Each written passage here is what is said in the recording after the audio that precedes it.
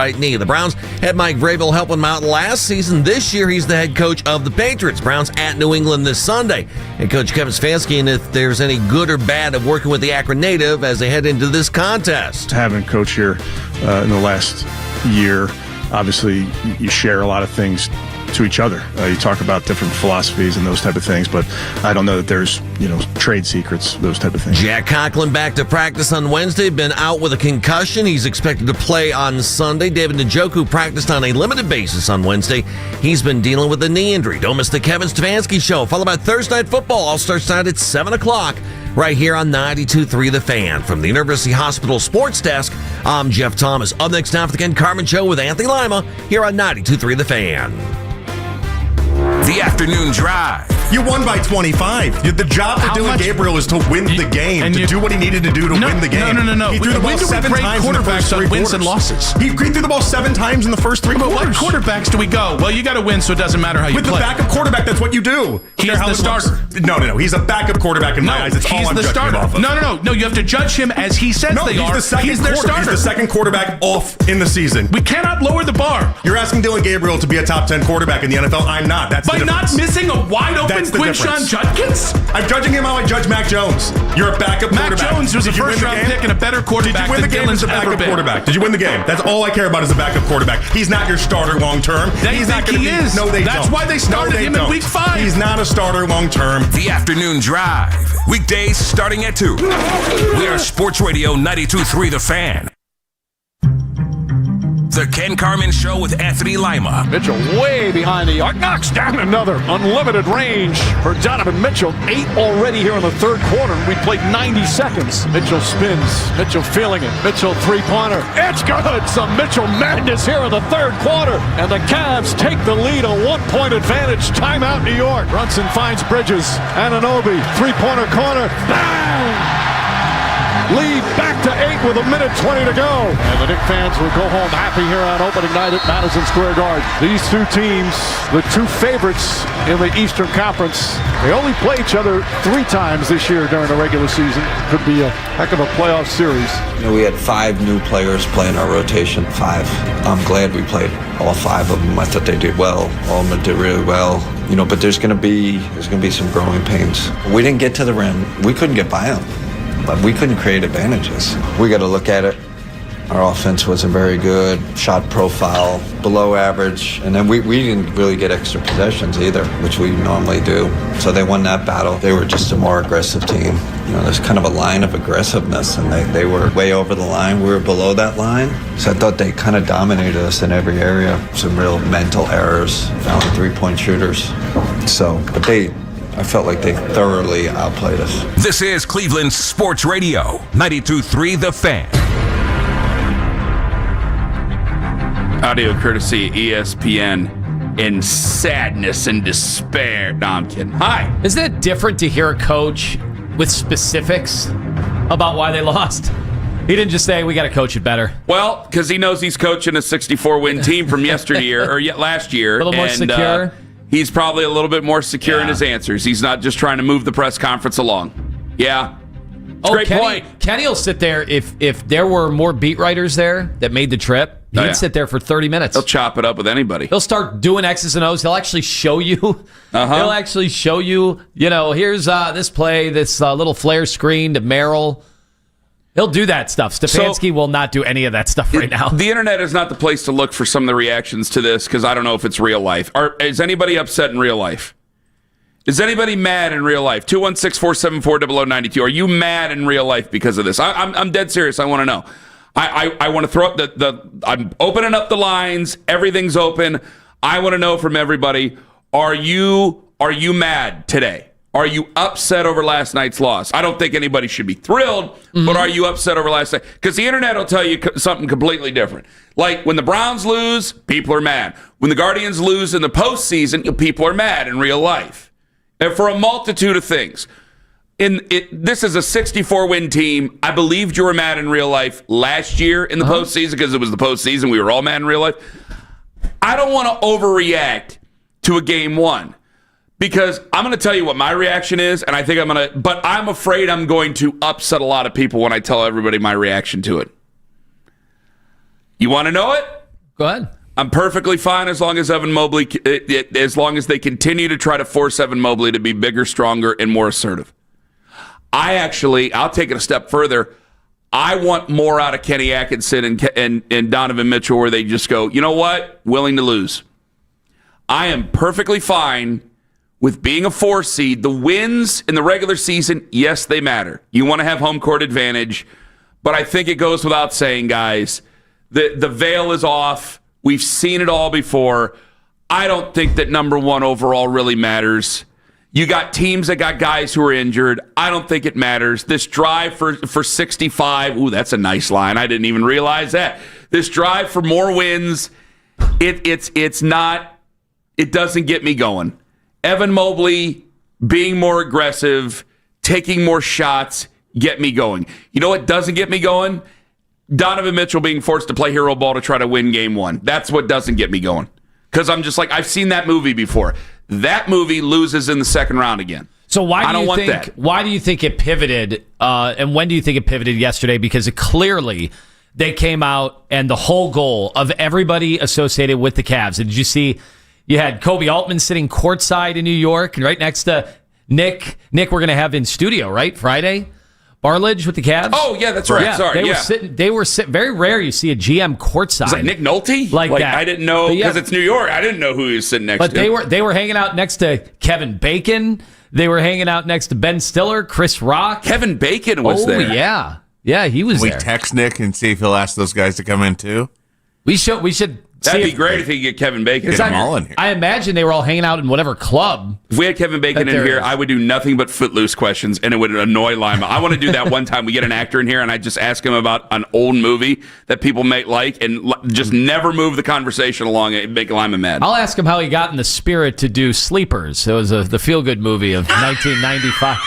Anyway, so I was wondering, and this is why I asked you the question. It went from, all right, it's Evan's game. Coming out party, Evan. Legler, Richard Jefferson. Yeah. All about Evan. And then that was a nice quarter, and that was the end of Evan for the night. It's not. What do you think was the reason? Exactly. I don't need. And I need them to be in the beginning of the season. Like, yeah, there's going to have to be a time you hit the gas and you get wins underneath you. But, man, you got to be comfortable with teaching lessons. And they never, like, Donovan has said it before. And I'm serious. I know it's week one. It's game 1. Donovan has said it before. I never believe him. And that's a good thing, I guess. He's got too much dog in him. He's too much a competitor. He's not going to let everybody else just lie around. Well, it's also MSG. And it is the Garden. It does matter. Yeah, you're right about that. It does matter when Ben Stiller is sitting courtside. It just gotta be, you gotta be willing to go, you know what, this ain't gonna make us better. Me trying to take over this game, calling the offense through Donovan, it ain't gonna make you better. Ain't gonna happen. So, again, we've done it the last 2 years, and it hasn't worked the last 2 years. How am I expecting it to work in year 3? So, if they can go out, I'm serious. Like he said it the other day after shoot-around, Kenny did, where he's like, you win 15 in a row, fine. And like he kind of sounded like he was over regular season wins. Hey, you win 15 in a row, that's great. If we start off 12-3, he started putting on all the scenarios. We start off 12-3, or we start off 10-5 or 5-10.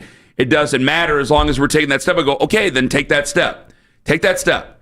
Because we all know, guys, like you're either going to sink or swim with number 4. That's what's going to happen.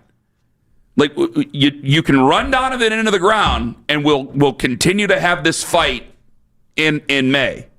You can do that, or we can try to go for the gusto. And even if it doesn't work, like I'll say eventually at some point, like, hey, he's just going to be meek. It ain't going to happen. We just got to go through Donovan, and I'm not going to take them as a serious title contender. Then maybe you just have to do that, and that's it. But at least I'll know the truth. So. Just be willing to let them lose. I'm serious. Let Donovan, please. We have to teach lessons here if you're Donovan, if you're Kenny. Because you can go out, like the Knicks are still a tough team. And I know they had 3 guys out yesterday. The Knicks are still a tough team. And you didn't have DeAndre Hunter. That hurts. Okay? Both teams were banged up. I think it's probably an Eastern Conference Finals preview. Fair? Yeah, okay. Just it depends on the seeding. You'll be able to run down and beat a lot of teams in the East. but just, you got to be willing to teach him the lesson. Donovan has paid the price so many times over. I have complete trust and faith in Donovan, and now I have to put that trust and faith in him going, hey, you got to know better than these guys. You got to go out there and force the issue with some of these guys. What'd you think of Evan overall, though? Again, I was encouraged in the first half, just like you said. In the second half, I just wanted to see more. I just no, don't go away from this. Don't go away from this. If you go down by 20, if you lose by 20, you lose by 20, and then we can say, this is what you need to do to step up to this level. You got to get going, son. You got to get going. It's year 5. I'm sick and tired of waiting around. I got mad at you last year when you brought up the Wembanyama thing, because it's like, well, he's not the same type of prospect as Wembanyama. I think we can all agree on that. But you brought up how he still had 40 last night, by the way. 40 and 15, by the way. Like that was NBA Jam type of stuff right there.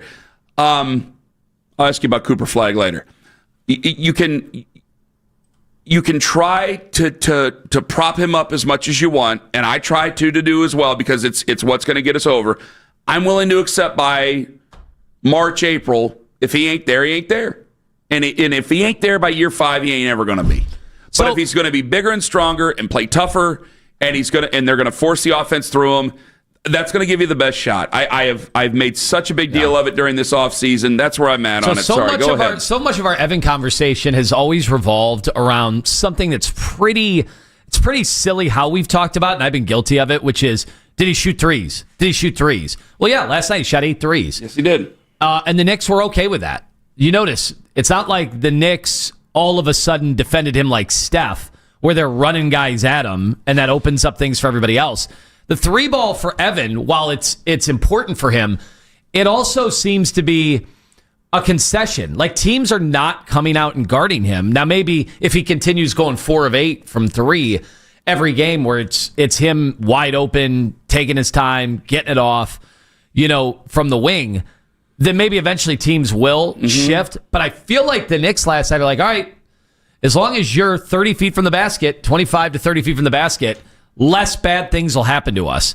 We're not going to get in foul trouble. You're not going to open up things when Darius comes back for Darius getting open looks. Like, fine. Have the threes. And so I do wonder about that, from a strategy perspective for the Cavs. It's what we've all said. Shoot the threes, make the threes, shoot the threes, make the threes. He did that last night, and yet the Knicks never changed the way they defended him. And so it's almost like, well, if he's going to go 4 of 8 from 3, should he shoot 5 more? Should he shoot 6 more? Like, at what point do we want Evan saying, all right, forget that. I'm putting my head down and I'm getting all the way to the basket? Because he almost never got to the basket last night. It was all being turned off, shut down by like Anunoby or Bridges, and then he has to turn, and then it's still a good shot, like it's an 8-footer, but I think the Knicks are okay with him taking threes and twisting, turning 8 to 10 footers. Wasn't he working with LeBron or something like that during the offseason? Or who was Evan Mobley working with during the offseason? I know I saw clips of him working with some legends or something. Should have been Akeem. I think Wemby was working with Olajuwon. You can go through this during the offseason all you want. These are old things. These are habits that die hard. Because Evan doesn't have a lot of post moves. No. He just kind of turns over his shoulder and shoots. And it's a quality shot for him, because he's going to be able to get that off. Very few guys are going to be able to have a defense for him. But again, those are only worth 2, and he's not drawing fouls, and he's not getting all the way to the basket. So he's going to have to continue to be as aggressive as possible, and we're going to have to deal with this during the regular season. But I cannot say it enough. We have to have, when it comes to the power of this organization, I mean, Darius can talk tough, and we got audio of him in that interview with Lisa Salters on the bench. We talk about that. Looked like, you're right, he would look like he wanted to be anywhere but sitting right there and having a conversation at that moment. We'll get to Jared Allen coming up here in about 7 minutes, I'd say. And that, because I think you guys have already found your target for the year. And when they play that audio that they played from ESPN, I can't say I blame you, because that's a bad memory, and it's coming from the same guy. And I understand he might have been joking, but still, we'll have that audio coming up here at around 6:25, okay? But the power of this team lies in Donovan Mitchell's hands and Kenny Atkinson's hands. And they need a damned concerted effort to be willing to just, you know what? Even if it says Donovan's going to sit here, he's going to sit in the fourth. You guys got to go out there and you guys got to prove it. I got 100% trust in Donovan. He is as tough as they get. He's a great basketball player. He was the perfect guy to trade for at the perfect time. I will give credit to where it's due for Kobe Altman. He is as dog as it gets. But he ain't teaching anybody any lessons that they're going to need in the postseason by trying to take over these games. And it's hard for me to say that to him because it's like, well, you need guys who are refusing to go quietly. You need guys to have toughness. Like, we bring up the Browns, and how often do we talk about the culture? Culture this and culture that. I scream about culture just about after every loss and how they don't have that guy. Like, Donovan's that guy. Donovan is the guy in the Cavs locker room like, hey, no, we're not doing this. You're not going to be that way. I'm going to carry this, and damn it, if you're not going to come with me, there's going to be problems. That's the type of guy I love. That's the type of guy Cleveland fans love. But it's not doing us any good if he's got to come in the fourth quarter and go, okay, I'll bail you out again. Here we go. And you know what? It's easy to say that after you lose. I'll say that after wins. There will be wins that they will have. If they keep that up, there will be wins that they have that I'll have to come in here and be bad guy. Because it's not going to get you any further in the postseason. The road is open. It's wide open right now. You got major injuries on other teams. They're going to hamper these teams moving forward for this year. You have a wide open lane to learn, to teach, and to have that experience. So today, hey, it's one game. I want Evan Mobley to have a full game, a full 48 minutes of aggression. That's the only way this team's going to get better. You're halfway there. You're halfway there with the kid. You'll have another opportunity coming up, and then you'll have another opportunity at home on Sunday. 216-474-0092. Are you okay with losing early if it means that Mobley is strong?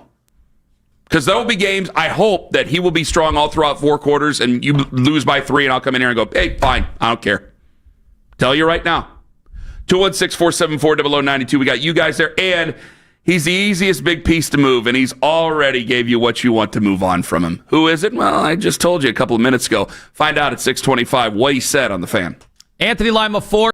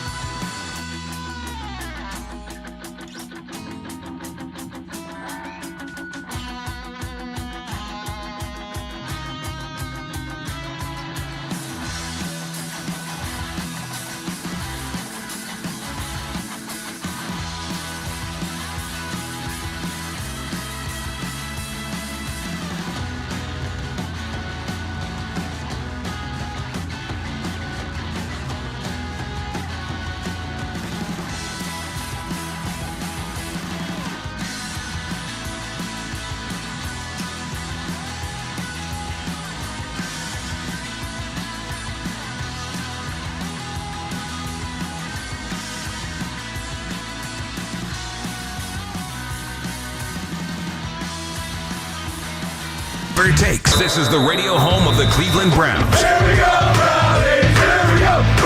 92.3 The Fan. Whenever you need to talk college football, we've got you covered. We are Sports Radio 92.3 The Fan. I just don't want everybody to be like, oh, last year we did X, Y, and Z. Like, it's different. And we're just going to go ahead and take it game by game. And there's things we can work on. With that being said, there are things we as an individual, we didn't box out certain times, backing three-point shooters, like little things like that. But overall, with the way we played, I'm not upset. That's Donovan. I mean, if anybody's mad, let me know. Because I'm not going to fake it. I'm not mad. I want Evan Mobley to be forced the ball all 4 quarters. I want that to happen all 4 quarters. Coming up at 9 o'clock, we got Cavs home opener tickets. Your chance to win. By the way, this Cavs report brought to you by the fine folks at Surfside. Please drink responsibly. Oh, you mean the Surfside Cavs report? The Surfside Cavs report is brought to you by the fine folks at Surfside. 216-474-0092. Brought to you by the fine folks at Surfside, the Cavaliers report. All right, Tone. By the way, have you tried the Surfside? I have. I tried a Surfside in Youngstown. It was fabulous. Yeah, it was pretty good. It was good. It was a good summer beverage. We'll see. Yeah. We'll see as the weather shifts. It wasn't as harsh as some of the stuff as some of the stuff I've had. So it was like I was like, that's nice. But again, responsibly.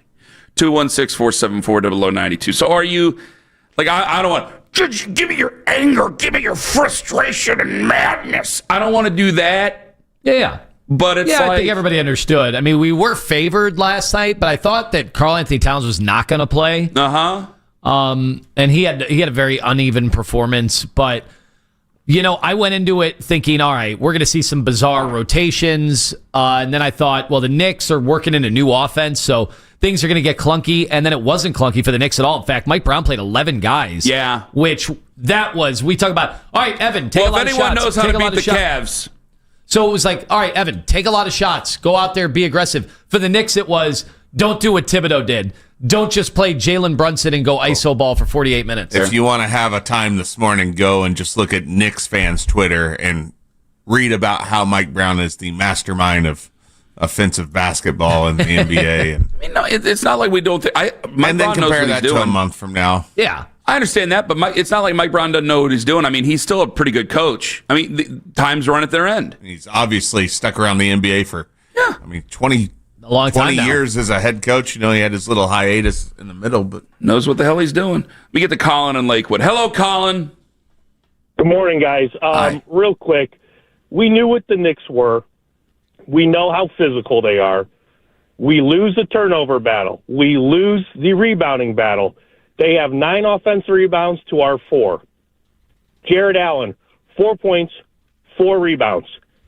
Sam Merrill saying, tough place to play. You knew you were going to start the season there the whole offseason.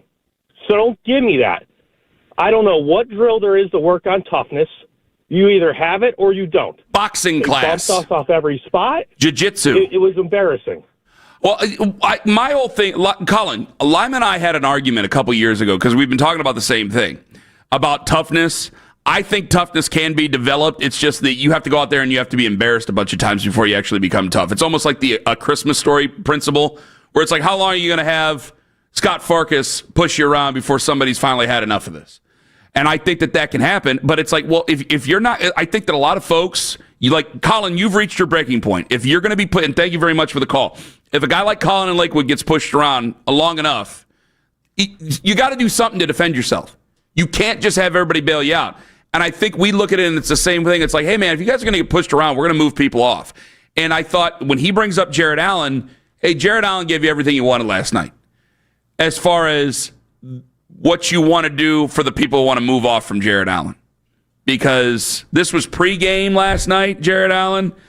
He was making a joke, and it came back and bit him in the ass. Hit it. Is it just me? Or the lights in here brighter than expected? Then he finished with 4 points and 4 rebounds.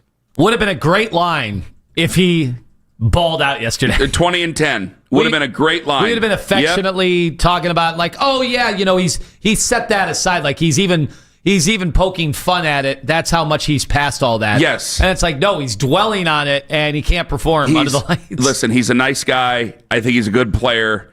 I'm saying all these things I can't believe I'm saying. Why do I use these eraser phrases? I don't know. Because you don't want to be the bad guy. Because I don't want to be the bad boy. You don't want to be the bad boy. He's a nice guy. You guys know he's the easiest piece to move off from the core four. And if you guys get angry during the regular season, he's the easiest piece to move off from, and people are going to want him gone. I mean, without a doubt. The conversations that we've had over the last 3 years, again, he's such a good ball player. But when it comes to our toughness conversations, you're not going to move on from Donovan. You're not going to move on from Evan unless there is some sort of incredible like the Giannis conversation. It's like, all right, you'd move on from Evan for Giannis. That's fair. Some people wouldn't, but we would. It's probably not realistic, right? Darius, again, what can you move on from your undersized guard for when you want your wing? Jarrett Allen is the easiest piece to move. And when Jarrett gives you that snippet, the audio courtesy ESPN, when Jarrett gives you that snippet, it brings back all those bad memories. And then when they get shoved around in the third quarter, you're going, all right, I remember this. This is why I'm mad at this guy. It's that easy. He's just going to have to be quiet because he's the first guy that when you think about like transitioning from some of these guys, he's the first guy that people bring up. And so they'll find reasons to be mad at him. And he gave you a reason last night. And you saw, like, his game is probably more dependent on Darius Garland than anybody else on the team because such a big part of that is him being able to just rim run and finish on the lobs, and none of that's available when you don't have your starting point guard who makes a lot of that stuff happen. And there's really no chemistry. I haven't seen any chemistry with him and Lonzo Ball to this point or anything like that. Let me go to Mike in East Cleveland. You're next up on the Fan. Hello, Mike. What's going on, Ken? What's going on, Lima? Hello, Mike. Hey. Go right on ahead, friend. All right, Lima, I know you're the basketball guru on the show, and I'm more of a football guy, so I want you to pay attention, stick with me. So I'm really thinking about Evan Mobley, and I don't really think he should be the centerpiece of the Cavs offense. Like you said earlier, Ken, it's been 5 years, and I know basketball is a developmental sport where potential is king, but how long are we going to stick with it? Like you said, Evan Mobley, he's a ball-dominant big. We got 3 ball-dominant guards on our team when Darius come back with Lonzo and Donovan. How is he ever going to elevate? Then when you put it into the fact that he shouldn't be compared to Wemby, he should be, because everybody from top to bottom is saying he's a unicorn, he's a 1%er, yet he never has that kind of impact. I think it's time. I'm not saying you trade him, but I think it's time we just, let's build through Donovan here. Well, the only thing you're going to trade him for, stay with me here for a second, Mike, okay? I ain't running you. If I can say something here, Tone, I know you're the basketball guy. I don't think you're trading him for anybody but a disgruntled superstar.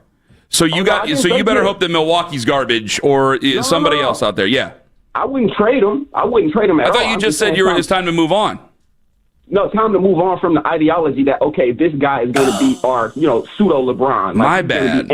He's going to be Anthony Edwards. He's going to be that centerpiece that changes our franchise. He's going to be Cooper Flagg. Okay. No, Evan's a good, solid player, but he's not aggressive enough. He's not tough enough. We got, our team is redundantly built. We got too many Jared Allens. We got too many small guards. We got too many tweeners like Dean Wade and people, Sam Merrill, streaky shooters. Our team is badly built. They're good. They're really just overachieving for the talent level they have. But yeah, I just think it's time to pivot off the Evan Mobley thing and try to, build around maybe one of those smaller guards, or until, like you say, we get our wing. Thanks, man. Do you think, Mike? Thank you for the call. Do you think they're badly built, Tone? That was one that slipped in there. and went, that's a strong statement to make. Well, that goes right after Kobe. Their issues, like the minute they lost to Indiana, we started talking about their issues, and I'm like, they're not athletic enough, they're not long enough, and they don't have the wings.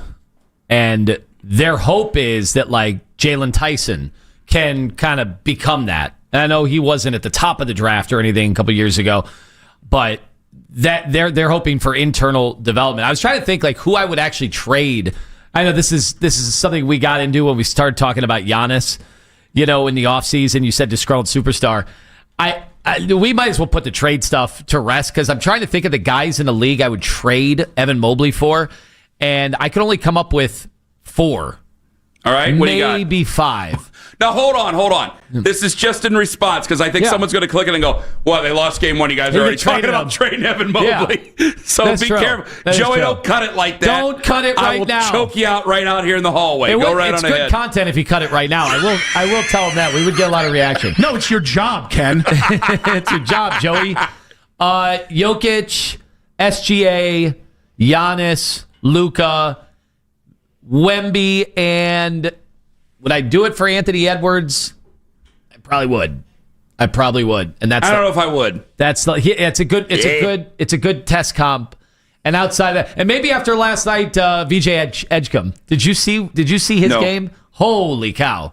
He had 34 in his debut against Boston. He looked amazing. But right now, that's my list. That's the only realistic one that could. Well, the only one that could ever be realistic is Giannis. Right. That's the only one. So it's like, well, you better hope that Milwaukee really sucks and he gets really mad. Of course, I don't know. Does that satiate him? A trade? We're not going to talk about that. It's game one. See, then they really get upset about it. 216-474-0092. All right. Are you okay with losing if Mobley is stronger? Or do you just not believe that he's going to get there?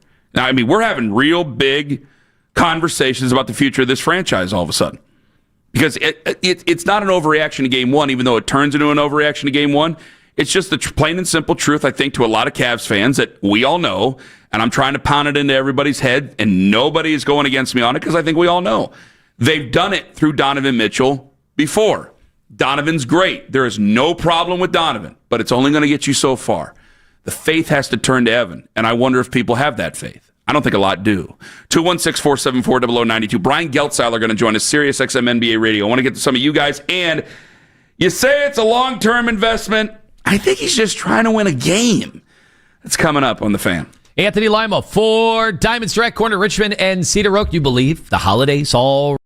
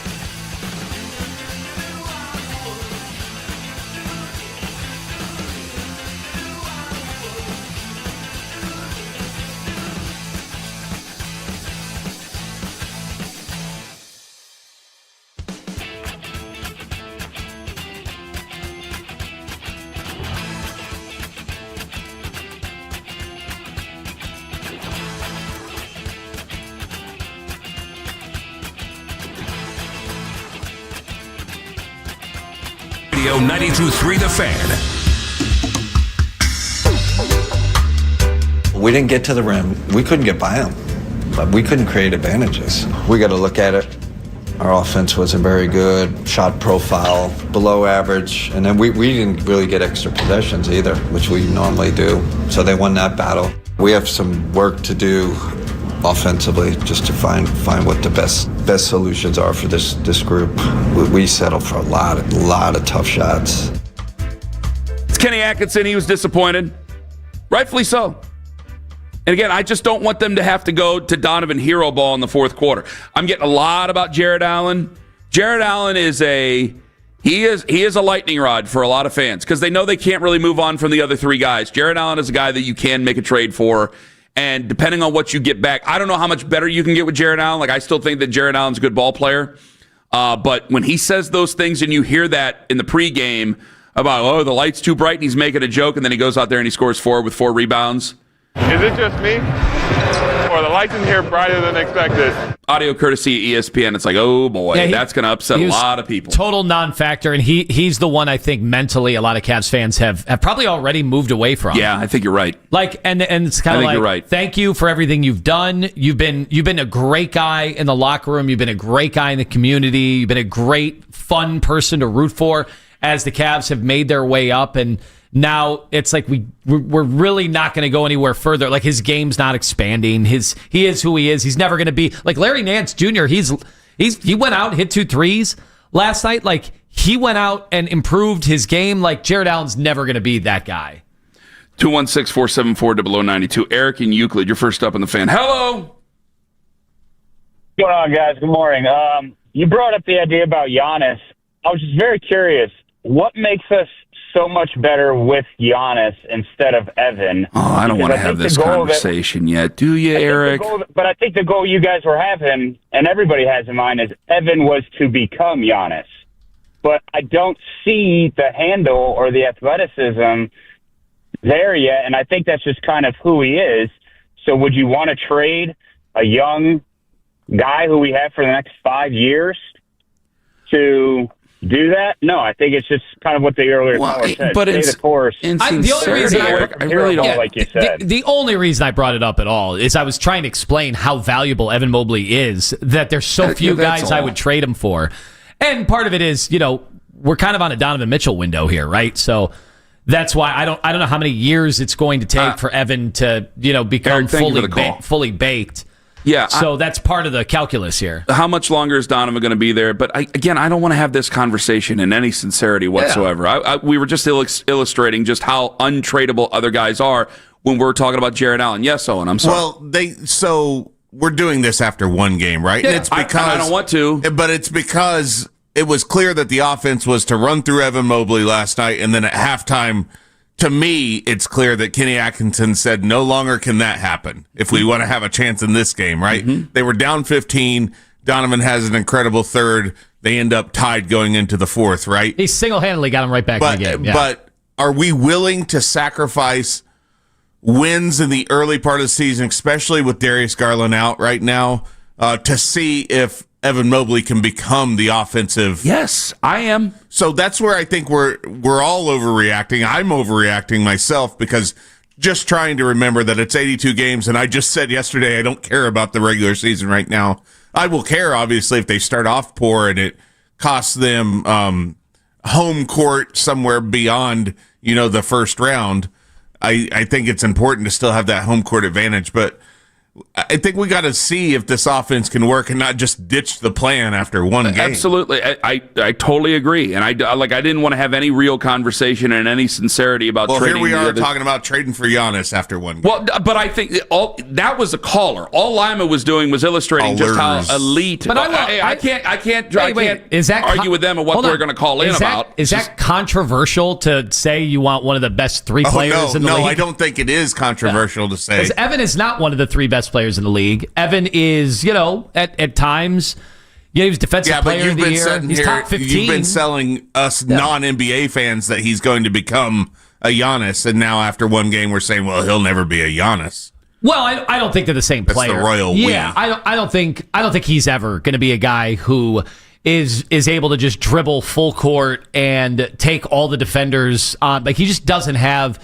He's not as athletic. I mean, first of all, I think that's fair to say, and I don't think he's ever going to be as strong and as muscular. Like, I kept hearing about Evan. Look how much bigger he is. Last night he didn't look any bigger than I've seen him of the last 3 years. Did he? Well, I think you were looking at that wrong picture that was doctored and going around where people didn't know who he was. Yeah, it seems like every year he puts on a lot of off-season muscle, and then the season comes around and he goes, "Oh, I'm going to get rid of that." Yeah, because he's already played his preseason games. He's just maybe that's just not running as much. Yeah, and now you're running.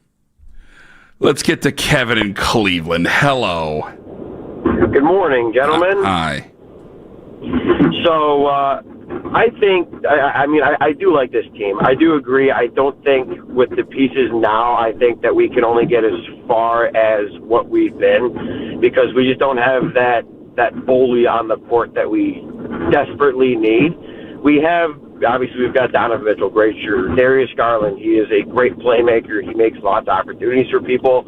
Evan Mobley is a solid basketball player. I don't think he's going to turn into Giannis. I think he's going to be Evan Mobley, and that I'm okay with that. But I genuinely don't think that it makes much sense anymore to have a Jared Allen on this team, because, I mean, he is very soft. The lights are always too bright for him in big moments. And I would not mind if by the trade deadline they took Jared Allen and one of our tweener shooters, like maybe like a Dean Wade or a Sam Merrill, which, I mean, we can't really trade Sam Merrill. Need those guys right now. But if we use someone like that to go and get, not necessarily Giannis, because the entire league would trade for Giannis, but someone that's just going to be a bully on the court that can make plays in the paint, I'm all for it. Well, but I still think, Kevin, thank you for the call. That's a conversation for February. I know that fans are already ready to move on because there's history.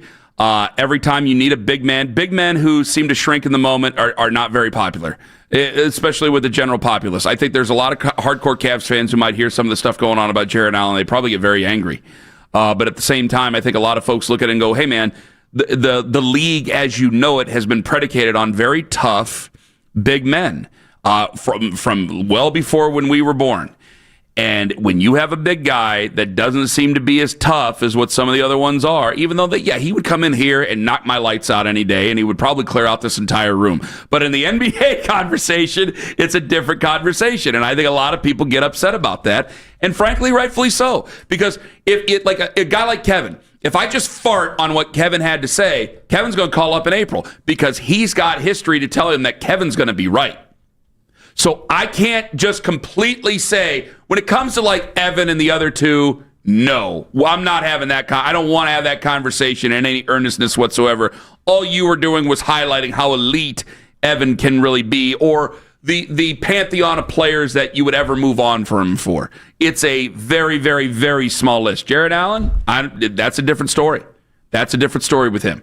And you can already see people starting to get their eyes in there going, something's got to change. Time's running out. I think people have to understand, and we're going to have to put this out throughout the year, almost a disclaimer. Anytime anybody wants to move off of anybody, it's almost impossible for the Cavs to make trades because they are in this extended, apron situation. They're the only team in the NBA that's in it. Every team in the NBA is doing everything they can to stay out of it so they can have flexibility. The Cavs are in it, so they don't have flexibility. So making trades is going to be next to impossible. So, we can... Sports Talk Radio fodder always hinges on, would you trade this guy for this guy? But people got to remember, it's going to be really hard under the terms of the second apron for them to be able to make any trades. Coming up at 8:20 this morning, Mary Kay Cabot's going to join us on the show. How many first-team reps do backups usually get? Because you say they're putting all their eggs in the Dylan Gabriel basket. I think the guy's just trying to win a football game, guys. That's at 7:01 on the Fan. Extend Technologies and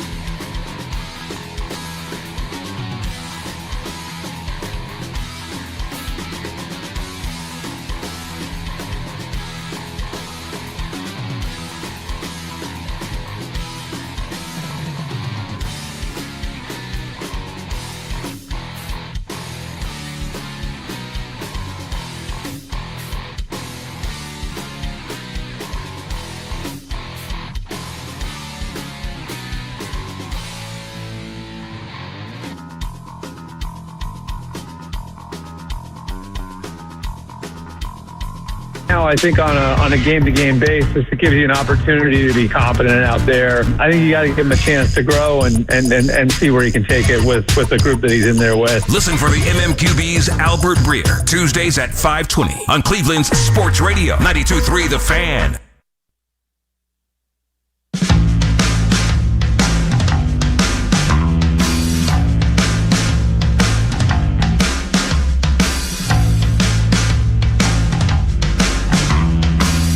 Mary Kay 820 this morning. How many first-team reps does a backup usually get in a week? I'm going to have a real start conversation with everybody. I'm just going to come out and ask it. I might have to ask it again tomorrow. Does any of you think either are really that good? Do any of you think either are really that good? We'll get back to the Cavs coming up at 7:45. That's a promise to you, okay? 7:20, I got to ask, what does Whitesnake and Joe Flacco have in common?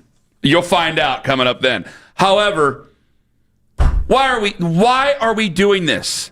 I know you guys say it's my job. Nick says it was my job to have arguments over two guys that are really it's your job, Ken. They're really backup quarterbacks. Like, why?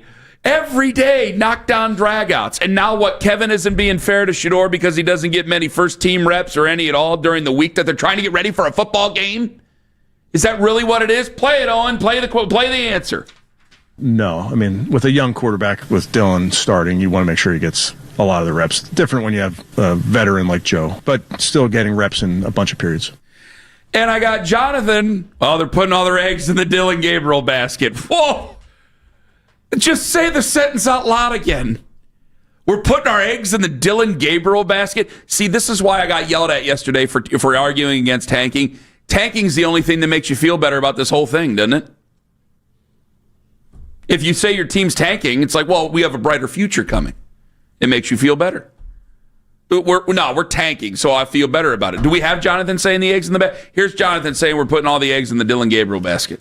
What this speaks to, and again, it does not bother me in any sort of large way, but what it does speak to is they continue to put all of the eggs in the Dylan Gabriel basket. And they have not been shy about that in any sort of way. And it's not surprising to me. No part of this is surprising because this is how they've treated Dylan the entire time. He's always gotten the golden child treatment, and that's okay. They've decided to do that, but then you have to be right about this guy. And he's got to be better than what you've seen. Do I think Shador, when he wins the job eventually, is going to turn around and be like, oh, thank goodness I had those 10% of reps as the back? No, I don't think he's going to do that. I don't think it's going to make that big of a difference. That's why I'm not losing my mind over it. I think a little bit over a long time does make a big difference, though. Especially if you're not a first-round quarterback. No, if you're just a rookie. I mean, I'd like to see him play. I'd like to see him have the opportunity to go through some of those reps just from the speed component to it all. There's an obvious advantage to that. It's going to be better than him just sitting on the sidelines. But again, this speaks to them putting all their eggs in the Dylan Gabriel basket with the idea that they think it's more valuable for Dylan to get all of them, and they just don't have enough reps to be able to do this all day. Well, yeah, he's a starting quarterback. They're trying to win the game.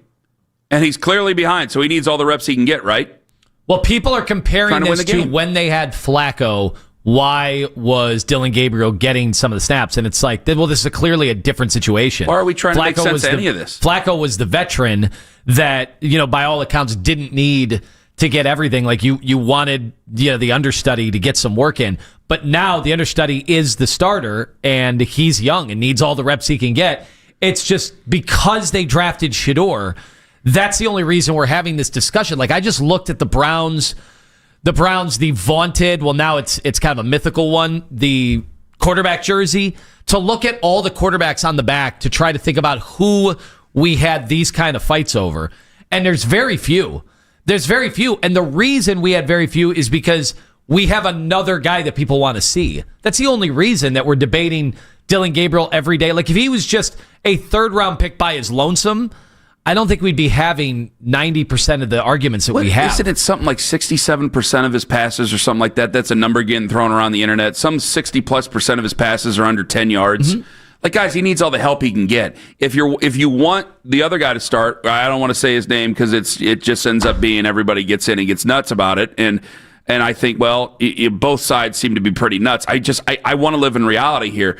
The guy's throwing under 67% of his passes, or over 60% of his passes under 10 yards. Like, you're going to get your chance, probably more sooner than later, because that's the number 3 rush defense in the NFL you're taking on Sunday against the New England Patriots. So guess what? You're probably going to have to be sharp, and you're going to have to throw the football. And if he can't throw the football, you got a bye week coming up. You guys do the math. I'm not saying it's going to be his Waterloo, because who knows, but the guy needs all the help he can get. And none of this has made sense from August on. So if I'm trying to look at the history of it and trying to explain away what Joe didn't get and now what Dylan does get or anything like that, that's nuts. But and I'm not even, by the way, I'm not attacking Jonathan for the eggs in the basket thing, because it scares me, because if we are, quote unquote, putting our eggs in the basket, I mean, some of you guys call Shador Sanders fans a cult. Imagine being that side of it, that they think that Dylan Gabriel's really that great. Well, what world are we living in that tells us that that's been great? Nobody. So that's the one thing, like, Kevin would have to, like, you got to tell me, man. You got to tell me. Because right now, this is, if they do think he's that great, then that's cult leader stuff. You want to talk about cults? Lord Almighty. I can't imagine it. Because what I'm seeing, I'm going, nope, this is nuts. That's nuts. So I don't think that they're putting the eggs in the basket. I think that Kevin, I want to give him the benefit of the doubt and go, he's the starting quarterback now. I still think he wanted Joe to still be here. Fine. I still think that they got to try to win a football game, and he's going to give a guy who needs reps all the reps in the world that he could possibly give him during the practice time, because they got to try to win a football game on Sunday. What's driving the conversation, obviously, is what's the percentage of people that think Dylan Gabriel is the future? What percentage of Cleveland is right now? Hopefully not many, because those people are just going to be sorely disappointed. Is it even 1%? I don't even think it's 1%. So because of that, it feels like we're using a lot of the same logic to move on to Shador that we were using when Flacco was the starter, which is Flacco's not the future and he's not playing well. All right, well, Dylan Gabriel's not the future and he's not really playing well. He's not giving you any reason to believe that he is, going to be a franchise guy for this team and this organization. So why are we wasting time? Let's just get to Shador. People already just want to move and get to the next guy because they're not thinking about all that comes with that. Like what Joel Bitonio is going to think of that. What Wyatt Teller is going to think of that. Like all the veterans that are on this team. And because they just don't care. They're on to the next one. And that's what fans typically do anyway. And because you drafted him, and because he's one of the most famous dudes in the league, and he's never even played a down of football in the NFL, that adds to that conversation of people saying Dylan is clearly not the future. Yeah, but I can't sit there and say that this guy's the future. I haven't seen him.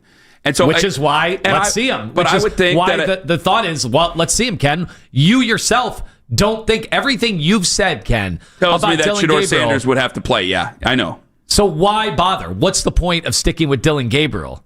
I'm giving the argument from everybody because I understand why you're gonna give him every rep. Are they the most desperate team in the NFL for a quarterback, or at least one of the three most desperate teams? And they may very well be the most desperate team for. I don't know. The Jets sound pretty damn desperate right now when Woody Johnson's saying what he's saying. But they're one of the most desperate teams of the NFL for a quarterback. There, if he was that cut up with the offense, don't you think he'd be playing? Don't you think he'd be playing? And maybe you guys, there's well, I don't know. Some of us have just gone out in the media and said completely irresponsible things about Kevin Stefanski and his secret hate for Shador Sanders. You don't hate Shador Sanders, for the love of God. Think about what's coming out of your mouth before you say it when you're behind a microphone. He doesn't hate Shador. He's not bothered by Shador. He's not annoyed by the guy. Ain't none of that. He's trying to win a football game. All right? I don't have much faith in what's going on here either. But let's not lose our minds because we're trying to get the clicks here. Some of the stuff that we have said has been flat out either stupid or irresponsible or both, which is doubly scary. Could they have gotten a handle of this whole situation early on, very early on, by being honest about where Shador was? Probably not. You don't think they could have? No. Who knows? I don't know. It's just I'm just hearing hold on. Think about it. What? All they said. Why are you getting angry? What they said at the start of everything Not was mad at you. there was a quarterback competition. There was never a quarterback competition with Shador. Yeah, they shouldn't have said that. So I think their messaging on this very early kind of invited this conversation where people thought Shador should be on an even playing field from day one, when anybody who's in that building says not only is he not in that conversation, like he is way, way back here. Well, then the conversation would be, why'd you draft him in the first place? I think that is part of the conversation. But do they want to invite that conversation in? I don't know I don't need to rationalize what they're doing. We'll have a chance, hopefully, to hear from Andrew Berry and Kevin Stefanski during the bye week coming up next week. Now, does it matter to you that like Mary Kay over the last few days has said, "Oh no, he's making great strides"? Absolutely, now, people in the building are telling her that. I want to be less nervous when he goes out there. Do you believe those people who are telling you that? I have no idea in terms of what are they basing it on? He's not playing. He's not getting reps. Is he getting reps? Well, wait a minute. Is he getting smarter at the whiteboard? Is there a second team that's going out there? He's got to be getting smarter at the whiteboard. If he's going to the meetings, he's got to be getting smarter there. As far as picking up what Kevin wants to run and melding it with what he's ran over the last 4 years of his career, I would hope that everybody's getting together on that one. See, like this does go, if you're not going to give him reps with the first team, see, this is where you have to kind of mix in what's been said in the past. If you're not giving him reps in the first team, which is basically, I would say, standard with a lot of teams, that you want your first team guy to play with the first team, especially when he himself hasn't had any reps. What did they say before? What was the thing that Ian Rappaport wrote before? What, their plan of attack? Their plan of attack, and they know that offense has to be different. So why am I going to put Shador Sanders in there? That's the question why you made him the backup quarterback. What, to alleviate some of the stress of the people calling you out on the internet and all the people calling you out in the media? I don't want them to care that much about that. That's where, hey, you've brought that up before. Maybe you end up being right about that because maybe they're caring about the wrong things. But damn, eventually he's going to get to play because this can't be sustained.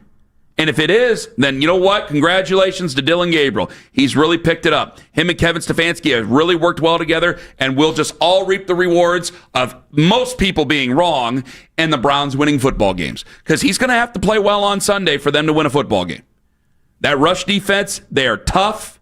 They get after it. That's a Mike Vrabel type of football team. They're going to get after you. They're going to try to circle number 10 and try to stop him from going after you. And they're going to I think they're going to do their damnedest to make Dylan Gabriel throw on them. And all these ones that have been bouncing off of hands and bouncing off of helmets and shoulder pads there on the opposing teams, I think they're going to get caught. So we could have ourselves a hell of a conversation on Monday. You can only live dangerously for so long. So everybody who's going against the Dylan Gabriel stuff, I go, why are we yelling at each other? All you have to do is have a little bit of patience. Because a team is going to go out there and eventually make him look silly if he can't compete in the NFL. And so far it's shown me that, hey, he's okay. Is he anything to stop all the plans for the future for? Absolutely not. Absolutely not. And when Shador gets his chance, the same thing will be on him. Can he prove to stop any plans for the future? As of right now, I can't say yes because we haven't got a chance to see him. And I don't think that that's anybody's fault other than they're just trying to win a football game on Sunday. Is that so crazy to think? 216-474-0092. That and what does Joe Flacco and Whitesnake have in common? Tell you, coming up in 5 on The Fan. Peter & Company Jewelers in Avon.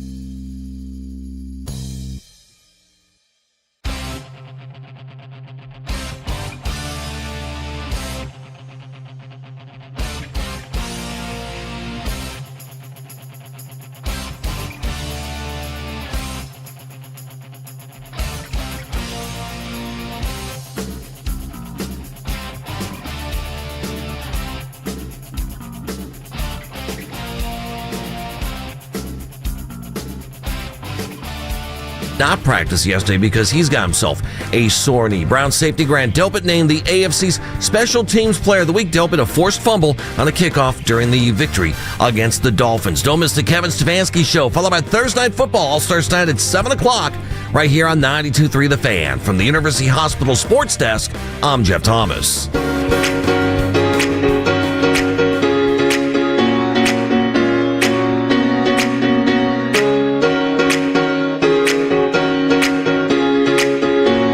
I-90 eastbound at Hilliard, be careful.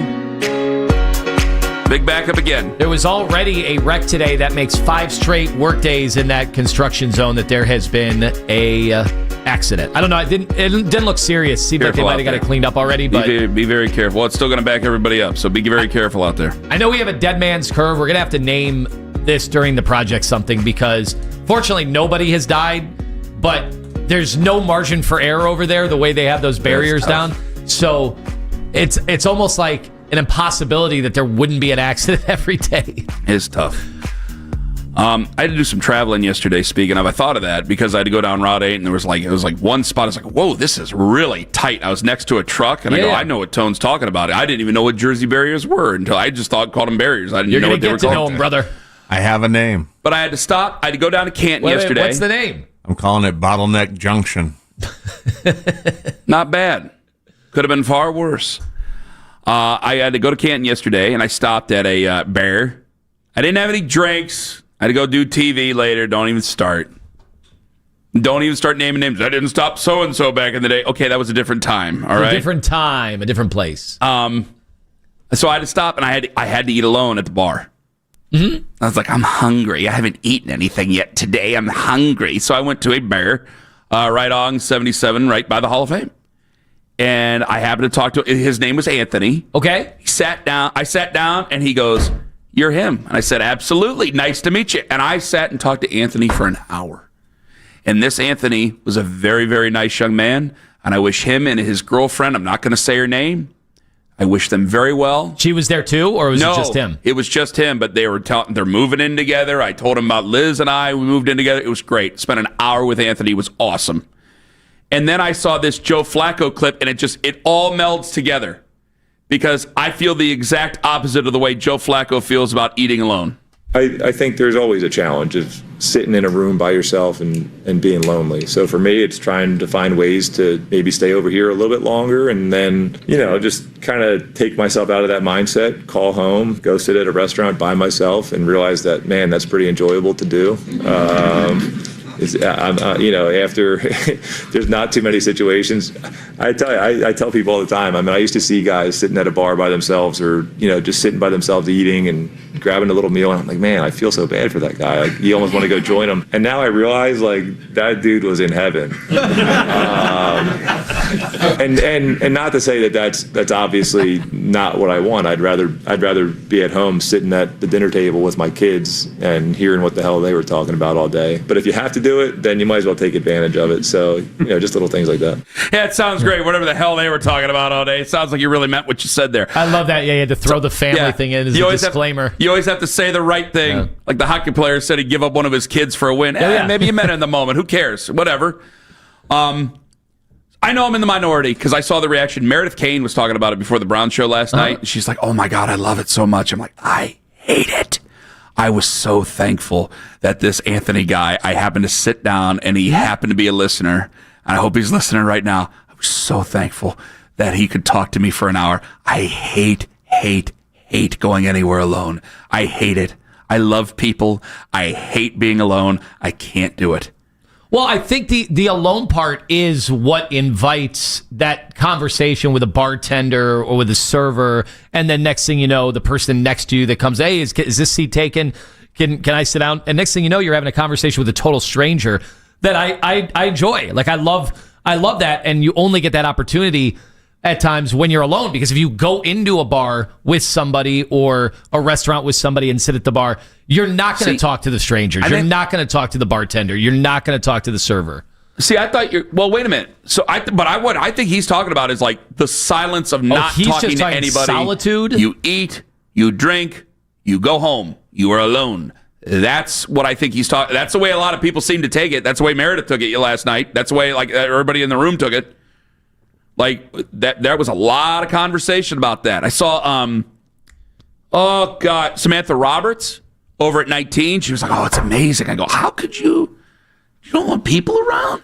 Owen loves going. I do it every day. Owen loves going to places by himself. Love getting that 11 a.m. drink in. I hate it. Play a little Keno. I hate it. You play Keno?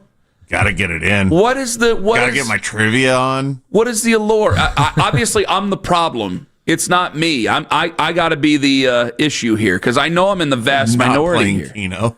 You can play a little Keno if you wanted to. No, Let's play a little Keno. I refuse now. Oh, okay. Well, still, what is the allure of this? Of just why do you guys like being alone so much? It's not about being alone. It's a different. Mine is now. I will agree. I don't like a 7 p.m. going by myself to the place, but in the middle of the day, it's a different vibe. It's the same thing as like going to the grocery store at 2:00 on a Tuesday.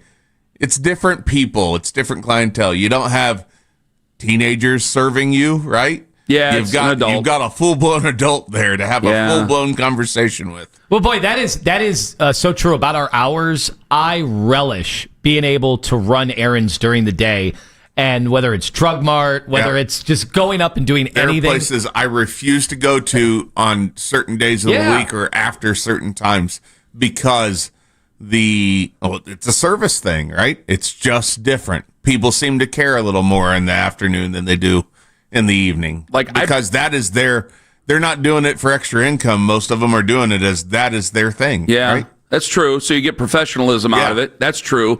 Well, like I told want you guys, a professional cocktail maker, not somebody that's just slapping some sugar and some whiskey and calling her a day. I remember I brought it up to you guys a couple years ago because I had never eaten alone. I'd never gone to a restaurant alone. I didn't want to do. My wife thought it was weird that I wouldn't do it because I have to spend a lot of time away from the house. And I spent a lot of time downtown, all that stuff, and she thought it was weird that I never did it. And I remember I made a big deal on the air when I broke the seal because I don't like eating in my truck. I try to refuse at every turn to eat inside a vehicle. I'm with you on that. I'm a neat freak when it comes to my vehicles, and I just don't like eating in there. And I will, when I've had to, I will like pull into a parking spot and like put the tailgate down and eat there. And I remember it was like pouring one day, and I was like, I can't do it. I got to do it. So I went to the Mexican restaurant on 150th and like sat in there, and I remember I was so proud of myself. I called Liz. I was like, I broke the seal. I ate by myself. And I will sit at the bar and do that. So and there's a big difference. You can't sit in the booth. You got to be at the bar. Yeah, I used to sit there. I would go to restaurants with my parents when I was a kid, and I'd see somebody eating alone, and I go, "Why is that old lady eating alone, Mom?" I would feel so bad, and I still would feel bad. I want to get in, out. I just wanted it to not happen. And so anytime there's anybody there, I could not have been more thankful for this Anthony, who, for all I know, he might have been a figment of my imagination by the time it was all said and done because I just wanted somebody else to be there so badly. It's like I can't do things alone. It's like Ed Gein and his mom. Well, you guys got to stop. Guys, so Tommy Matthews says a lot of people are just introverts. And that is true. Like, there are people that are just introverts. They go about their life in that manner where they're not, they don't have to be the life of the party. They don't have to like light up a room when they walk in. They are totally cool just being part of the wallpaper. Well, I don't like, listen, we do this all day. So yeah, there's definitely some holding court that would go on here and there, but I was just happy to sit there and listen to his story. Why he's a Browns fan, him and his dad, and why they have season tickets.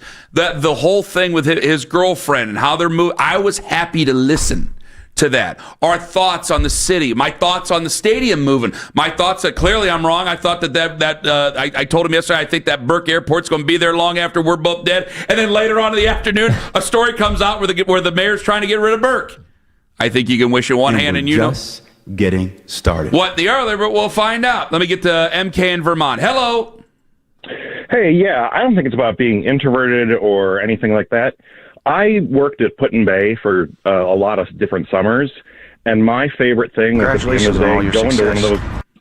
I would go to the bars or I would go to the restaurants, and I just would sit by myself, eat, didn't want to talk to the bartenders, didn't want to talk to anybody, and just sit there. And I think people in the public eye, especially like these quarterbacks who are always getting pelted with questions and business things and team things, to go out and just sit and be like, leave me alone. I don't want to talk to anybody. I think that's perfectly reasonable. Now I got kids and I do the same thing. Let me get out of the house. Let me just sit. I don't want to talk to anybody. I don't want to do anything, especially if there's a TV where I can just sit there and watch sports or something. I don't even care. Just sit and eat and be by myself. MK, real quick, how is the foliage up there in Vermont? My wife wants to know. Oh, you want to know. So we had a drought this summer, and so a lot of the colors were a little bit muted, but they're hanging on. I'm in the valley right by Lake Champlain, so we still have some green, but it's getting pretty red now. So nice. MK, thank you very much for the call. The leaf peepers are asking. You're obsessed with foliage. Don't act like it's Sarah wanted to know. You want to know. Here in Vermont, the leaf peepers, and I realized while I was covering this story, not everyone knew that term, and if you don't know, it does sound a little bit weird. And if you don't know, now you know. What? Where did you pull that from? I just have things. We've been working on some things. We've been working on some things behind the scenes. I got to credit the audio. Where's that from? Vermont audio, courtesy of a Vermont TV station, maybe. Oh, this. No, I think that was in Chicago. Audio, courtesy of WGN. Hopefully, this Lake Champlain. Wow! Congratulations, MK, on all your success. You know the MK. A guy calling and listening in Vermont in the morning. You know he's doing well. Let's be honest there. What is wrong with the foliage in Vermont? There's been a problem this year. A lot of disappointment because of the drought. You went straight from green to dead. Very disappointing. Very sorry to hear that. Wasn't that farm closed that everybody takes the picture of? Oh, they which one is that? There's a farm that they were like, you can't take pictures there anymore. They might have closed it. There's like this famous thing that goes around. You see it all over Instagram. You see it all over like at Kirkland's or something like that, where it's like this farm, this like road that goes down to a farmhouse, and it's all surrounded by trees, and it's in Vermont, and everybody loves it. I'm telling you, now that I brought it up, you're going to see a million pictures of it sent to you. And somehow I think that that's like a big spot where people go to take pictures, and they closed it down. So they won't let the leaf peepers out there, They won't let the leaf peeper, which is a wild name to call them, they won't let the leaf peepers over there. Especially if your name's Tom. Let's get back to the quarterbacks. Good God. That was a good one. Like, do you think the Browns are really all in on Dylan Gabriel? No.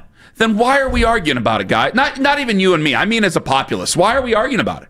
Is there anybody who really believes? Like, you guys, you're not stupid. I know at times people talk down to each other. You guys aren't stupid. You're not stupid. The people who are not Shador fans, the people who are Shador fans, you're not dumb people. You know what you see. How on earth could the Browns be that much in love with the guy? How could they?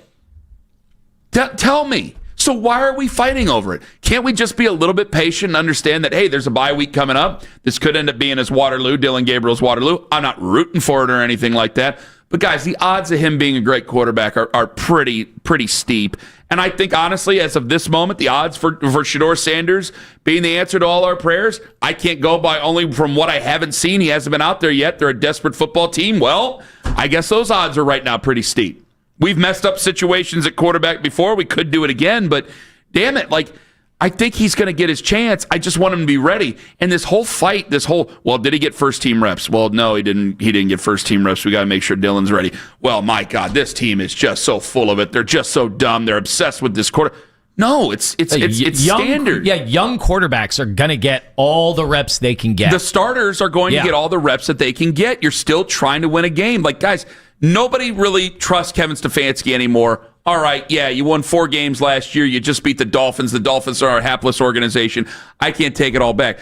But I'm not going to sit there and rip the guy for what is standard practice, basically, in the NFL. That's patently unfair. I'm going to be fair every turn I can get. All right? I'll be fair to Shador when he eventually starts, because he's eventually going to start. You wouldn't want Shador splitting the reps with anybody when it's his turn to be the starter. And the only thing I think we're doing, and maybe we're doing this wrong, because I think you're being very pragmatic about this, the only thing I'm trying to do is to be fair to Dylan Gabriel. And what I've seen so far is backup quarterback play, which makes him a 8 to 10 year, maybe even 12-year guy in this league. That ain't bad. You get a lot of money and you get a pension. And when you're done, maybe you'll host a podcast or you'll go into coaching. There's so many different possibilities for you. Why is that such a bad thing? Because you guys have all decided to have knockdown dragouts and block each other on your Facebooks over Shador Sanders and Dylan Gabriel? Let's just be honest with one another. Maybe one guy just isn't ready yet. And the whole goal of this, and this is where it actually does get warped, the entire goal of this is that Shador Sanders is prepared enough to play, that he goes out there and plays very, very well, and then it makes people think that the Browns were holding him back. That's actually the goal of this, because that means that he will have been prepared, and he will have been prepared the right way, and then maybe I can feel a little bit better about the situation that we're in right now, because I don't feel really great, even after they just beat the Dolphins, because it's the Dolphins, and they've quit on each other, and they've quit on their coach, and they've quit on their quarterback. Coming up at 8:20, Mary Kay Cabot going to join us on the show. Coming up in 5 minutes and about last night, Darius Garland wanted to be anywhere but talking to Lisa Salters on the bench. Ken Carman, Anthony Lima, it's Fat and Thin in the Morning on the Fan. Anthony Lima for Floors with...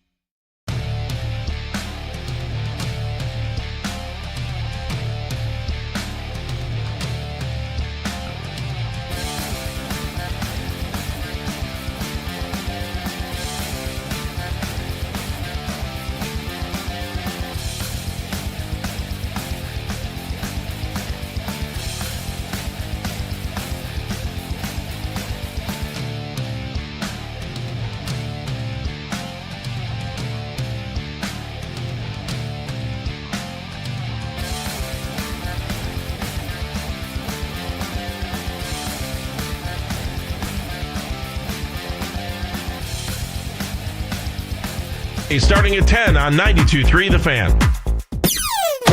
So much can happen around the globe that we never hear of. Embarrassing. We got to be better on defense. It won't matter till April.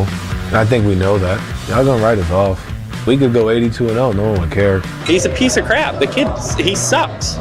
He's sucked his whole career. I got rumors about him. How he couldn't please his wife, and so now he's divorced. Put a damn winning team on the field. Now the Ken Carman Show with Anthony Lima gives their thoughts on what you might have missed about last night. We'll get into And this cameras.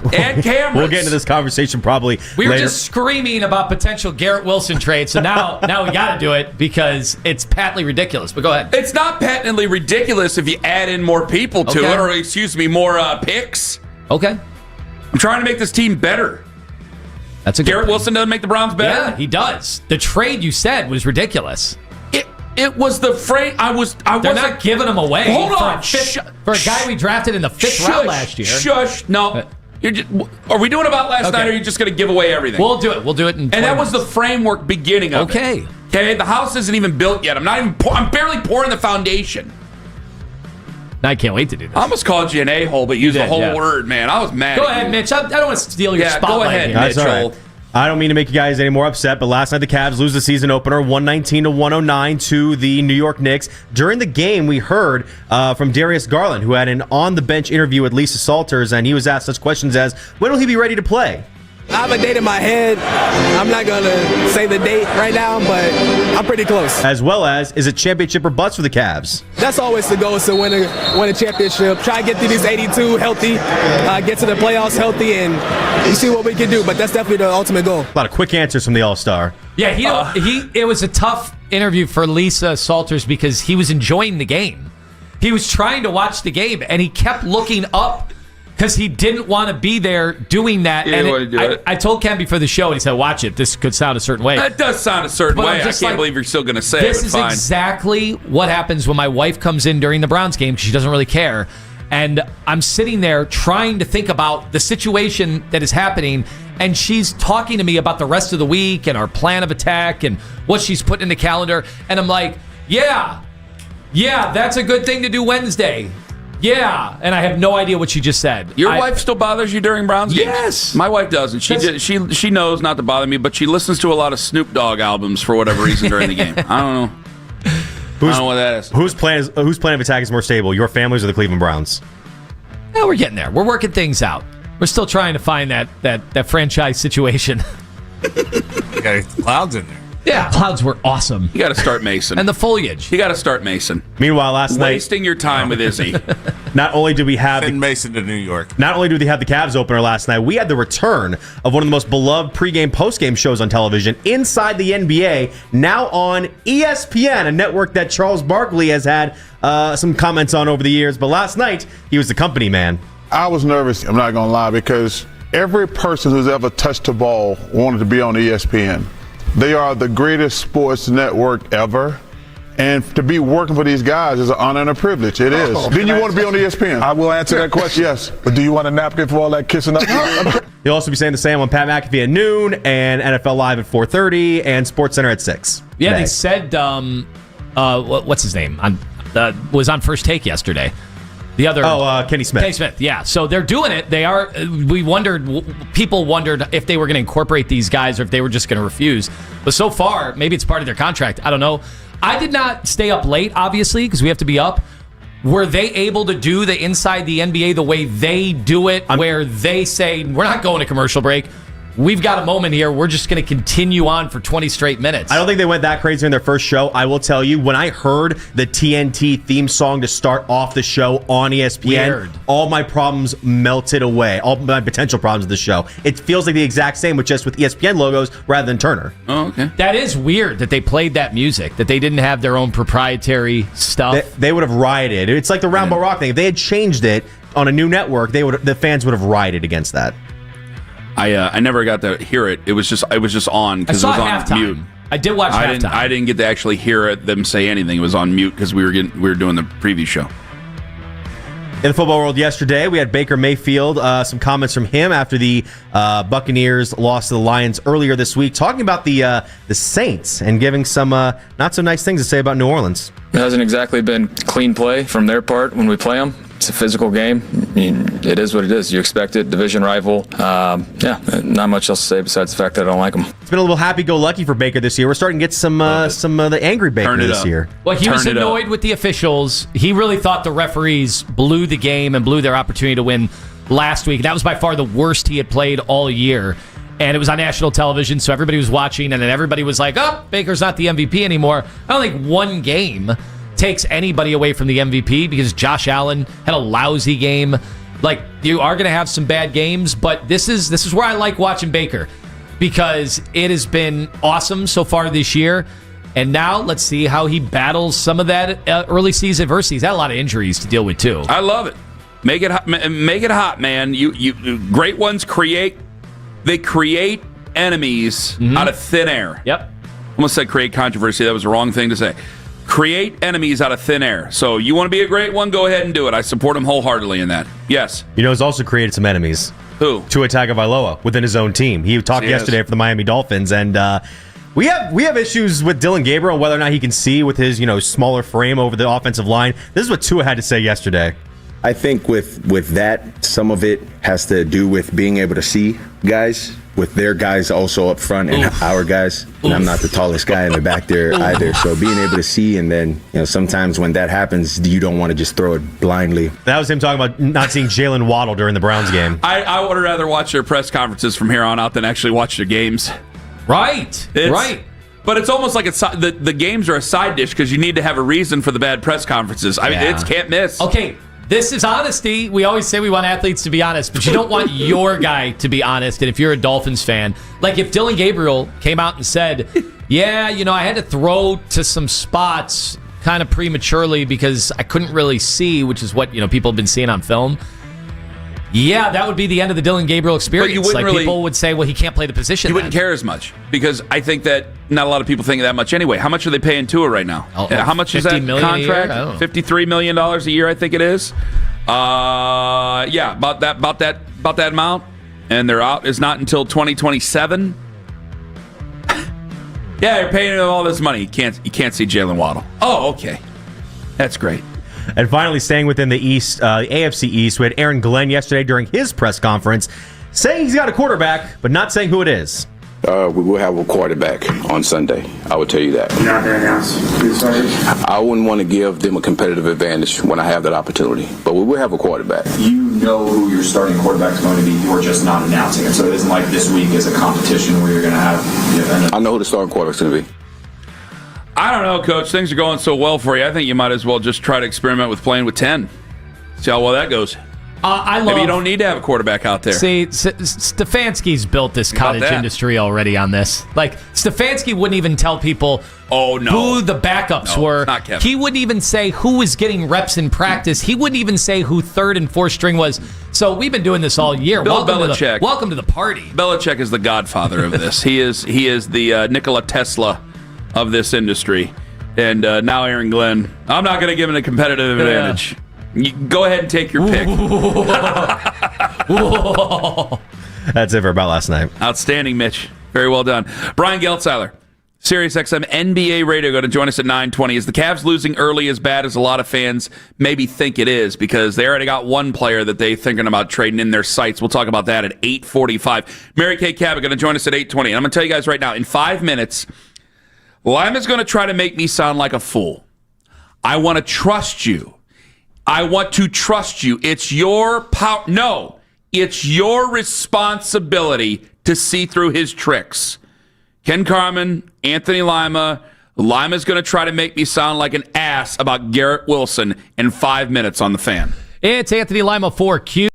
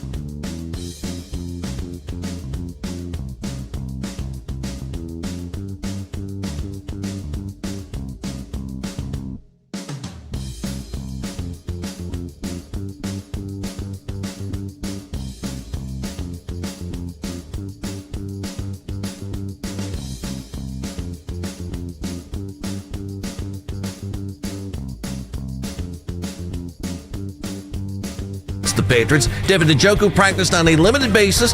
He's been dealing with a sore knee. Browns safety Grant Delpit named the AFC Special Teams Player of the Week.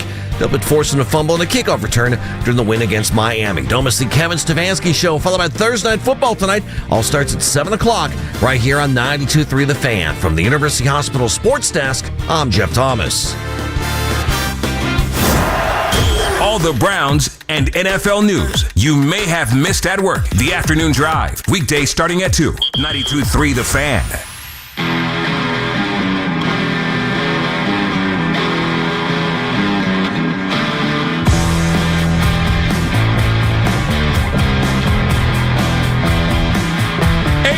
Mary Kay Cabot. Speaking of court, I presented this almost like it was going to be a prosecutor and a defense. What is... Man, all I saw was Kash Patel is going to have a press conference. I went, oh boy. Scary Terry's in trouble, Tone. Yeah. Yeah, we wondered what was going to come of the investigation that we had heard about last year, middle of last year. Oh, no. And he was arrested this morning at a hotel in Orlando, Florida, where the Heat lost on the road Wednesday to the Magic. He did not play in the game. Sportsbooks in multiple states flagged suspicious betting interest on Rozier's stats ahead of the Hornets-Pelicans game on March 23rd, 2023. Unexpected surge of bets came in on the under on his points, rebounds, and assists, causing sportsbooks to halt betting on the veteran guard. And he played just 10 minutes in that game that he left, citing a foot injury. This is on gambling stuff, huh? Yeah, and 4 men, including, this was part of the Jonte Porter case, and pled guilty in that one. Oh, no. There are multiple conspirators listed that are being investigated. You ready to do some defending? Yeah. Ladies and gentlemen of the jury, my defense rests with this. You can take the man out of Youngstown. You can't take the Youngstown out of the man. I trust you'll make the right decision. You do wonder. Waddle off. You do wonder. Back to my seat. Obviously, they are taking this as seriously as they could possibly take it. Well, hell yeah, you're going to have a Kash Patel press conference coming out here. Right, so the fact that they're doing this and there's going to be this kind of public show of the dangers of this, I mean, they're going to throw everything at Terry Rozier on this, because this will be like, this has the potential to be like a Hallmark case. Man, what are you doing? And the thing I is, swear to God, Lima he's got to be thinking, all I did, and again, allegedly, whatever. We got to put the disclaimer out there to make sure, cover all the bases. But he probably was thinking, I'm like a reserve player. These are prop bets on, how many rebounds I'm going to get in a game. Who's going to be the real victim here? That's probably what anybody was thinking that has ever been involved in something like this. Nelson Muntz said it. Shoplifting is a victimless crime, like punching someone in the dark. So is gambling, apparently, on your own games. Good God, allegedly. All right. Well, that sucks. But if you are a gambler, if you are somebody, when we talk about that we advertise with the sports books, you want them to be on the up and up. You want them to be on the up and up. This is what you want, right? We've said we've had the most sophisticated ways to crack down on any kind of, quote, point shaving or manipulation that's been going on our entire lives. And with the famous examples in the World Series, Ace, Rothstein, like we have all these, Go sit over there, fat boy. Yeah, we have all these famous examples. And in this case, it's like, this is what needs to happen for people to feel confident that they're not being messed with. Honestly, there's a legitimate game. It's a major industry, and they have to go after everybody as seriously as possible. That's why, like you saw the Emmanuel Clase stuff. The Guardians aren't going to allow him to play in Venezuela, and there were a lot of people responding. Evan Drellich had it from the Athletic. I think he's still at the Athletic, and a lot of people are just like, good, he deserves it. No, you should never be playing professional baseball ever again for anybody. I'm like, well, wait a minute. Now he still has to have his day. They're still investigating, but I don't think he's ever going to play in Major League Baseball again. I don't think he's damn sure not going to play for the Guardians again, I don't think. But yeah, this is a very serious thing. And, when we've brought this up before, about some of the stuff. And I remember you thought I was maybe a little bit strong. I go, no, everybody's got to have a lifetime ban. If you're gambling on this stuff and you're an active player in it, I'm sorry. I think it's a lifetime ban. You have plenty of time afterwards to get in on the action. You have plenty of time afterwards. And I listen, there's always going to be stories about guys in the 90s, and you know who in the 90s. I know, man. But like, it was a different time, a different era. We don't know now, and it's all in the past. This is the present. In the present, you have joined in a partnership with the houses, with the gambling entities, and you have to do everything you can to make sure that your people believe that your game is on the up and up. You cannot impugn what you have, and you have to go after these people. So I'm sure Scary Terry's going to have his day, and he'll be able to defend himself. But this is just rough stuff. But you got to do it. You got to do it. All right, we got Mary Kay Cabot coming up at 8:20 this morning. This is going to be an ongoing conversation here. The Terry Rozier allegations coming up throughout the next months, I'm sure. Mary Kay Cabot's going to join us at 8:20. Now, speaking of making your case in court, I told you folks before the break, Lima and I got into basically a shouting match right as Mitch went on the air for about last night, because Garrett Wilson is internet fodder right now, and the possibilities of bringing Garrett Wilson into the Cleveland Browns. Ross Tucker yesterday was on Afternoon Drive, and he talked about a lot of things. Vrabel versus Stefanski, which, boy, that's an interesting conversation we have to have a little bit later on. But he was also asked about these conversations about possibly moving on for Garrett Wilson with the Cleveland Browns. I would strongly consider that if I'm the Browns. I mean, because I know what you guys are going to say is, look what Flacco did with the Bengals. Why can't you do it with the Browns? And what I was going to tell you is, have you seen Jamar Chase play football? Even to a lesser extent, T. Higgins. Like, I would take T. Higgins over Jerry Jeudy any day of the week. So that's two Bengals receivers I'd rather have than the Browns' best receiver. I think that's a problem. You know, you're going to have a young quarterback one way or the other. I think it'd really be nice if you had a truly high-end receiver. Jeudy is not that. I don't know that he's ever been that. I know there's some statistical years where he's been pretty good, but I would feel much better about Garrett Wilson than I would Jerry Jeudy moving forward. And Lima and I start, because he doesn't want to turn it into a conversation. Well, would you give up a second? Well, I wouldn't give up a second. Would you give up a first? Well, I wouldn't give up because Lima knows it gets bogged down, and Tradio sucks. It can become very bad radio, yeah. So it's like, what will you get? Because, all right, this is how I got to be careful here, because I know how you're going to take this, and I know how Joey's going to spin it, because Keith's going to make him do it. What would you give up for I almost said Terry Rozier?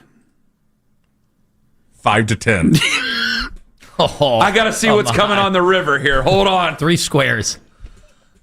Hey, you don't know yet. Well, at least 2 hots and a cot. You know, he has family in the area. You two are going, exactly, so you better shut up. You two are going to hell. They can't get to me. They're on the west side right now, and it takes them an hour and a half to get down. I know his agent, Ken. Come on. Owen, come on. What are you doing? Trying to do a radio show here. Anyway, yeah, trade for Garrett Wilson. Let's do that. Okay. Let me throw. No, I'm not going to do it. I'm not going to do it. I'm not afraid that Keith's going to turn it into some viral thing, and the rest of my day is going to be a living hell. Okay. No, I ain't going to do it. I'll let you say it. I will let you say it. I ain't going to say it. What I would trade for? It ain't coming out of my mouth. No. What we talked about, what we started arguing about. Shador's name came up. Shador Sanders' name came up. If they were interested in him, the Jets, because this goes back from Evan Roberts, WFAN. We're right. Evan said it, right? When Evan had said at WFAN, like, the Jets need to trade for Shador Sanders. And so we were going, well, Evan said that. And here, Garrett Wilson might be on the move by the end of it. Let's put together a deal. Guys, if the Jets were that interested, I got to see him play first. Quarterbacks are 1,000. Wide receivers are important. Quarterbacks are 1,000 times more important. And I've been through hell and back talking about this guy, and I'm still a fan of the guy. I have to say it. I want to see him before we do anything. I got to see him. Even if that means that he goes out there and he sucks up the room and he takes it off the table. I don't care. Quarterbacks are always going to be more important. And if we get Garrett Wilson, I got Dylan Gabriel not being able to find him or throwing 10 yards out or missing him or whatever, I'm going to be sick to my stomach if that guy actually goes out there and plays well. Now, my thoughts are the Browns are so desperate that probably neither one of these guys are going to be your future, and your future's playing in college somewhere. And boy, wouldn't Garrett Wilson be nice for that guy playing in college somewhere. Yeah. That's what my thought is. But if they were like, we want Shador in the package, well, I can give you these picks. Yeah, we're going to need Shador still in the package. But okay, maybe a couple more picks or another pick. Yeah, we're going to need Shador in the package. Well, I'm going to need to see Shador play first. And that might take it off the deal. That might take it off the desk. Fine. I'm willing to do it. We're doing all this for quarterbacks, guys. We've been through all this for a quarterback. I know Garrett Wilson's great. But you also have to make good trades, Ken. You have to, yeah, I know that. But you understand what I'm saying here. I understand it'd be a good trade, but damn it, Tone. And Garrett Wilson, obviously, he's making a good amount of money. I've seen it broken down that, over the next few years, he's basically going to be making wide receiver 2 money. So you're not even paying him what you would have to. So I understand there's financial obligations there that will factor in. But I love Garrett Wilson. I've loved him. He's been good with Zach Wilson. He's been good with Trevor Siemian, Pat Boyle, who does radio show. He's been good with Pat Boyle? He's been good with Pat Boyle. One of the Boyles. You mean Tim Boyle? Oh, Tim Boyle. Yeah, he's good with everybody. Aaron Rodgers, Tyrod Taylor, Justin Fields. He's been good with everybody. So I don't know. Justin Fields hasn't been good at anybody with the Jets. You got to go the other way. But I have to say, he's a guy. It's not just an Ohio State thing. I've obviously paid more attention to him because of the Ohio State ties. He's 25 years old.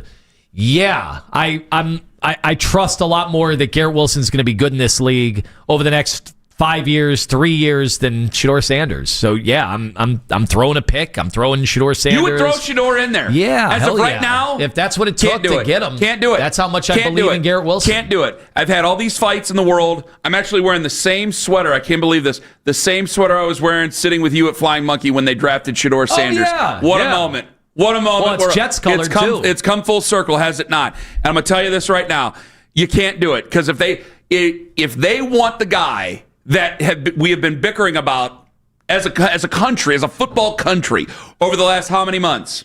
If they want him and he has to be a part of the deal, I got to see him first. I'm sorry, You're I can't trusting do it. their evaluation. I got to see him first. See, part of it is if we'd even be up for it. I have sat here and I've let people cuss me out at every turn. And guys, yes, I know. I thought it was over for Baker in Cleveland. This has to do with history. I want to learn from history. Oh, you're afraad of making the same mistake with Baker I have sat over here Shador. and been the good one and had to take people. And I did not want to trade for Deshaun Watson. I will take that, put it on my grave if you want to. I did not want to make that trade. And you know that, and the American people know it.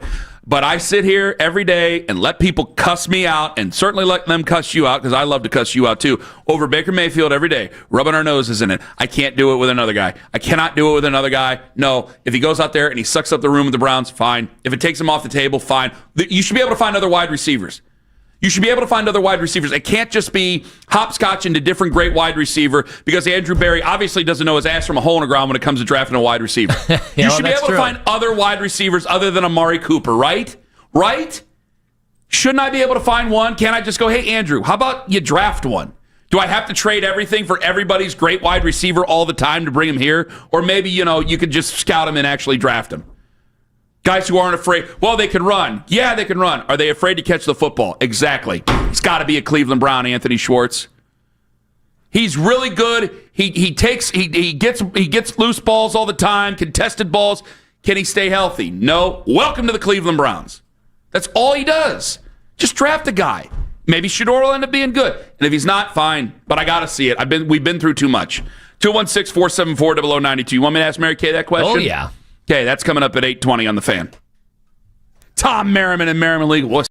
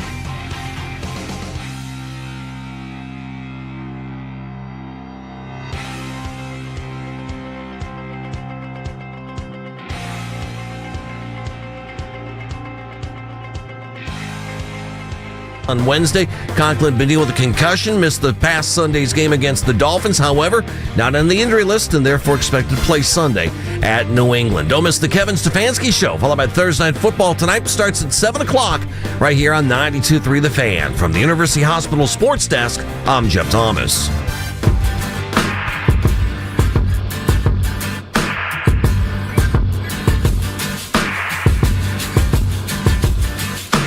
How many first-team reps do backups usually get?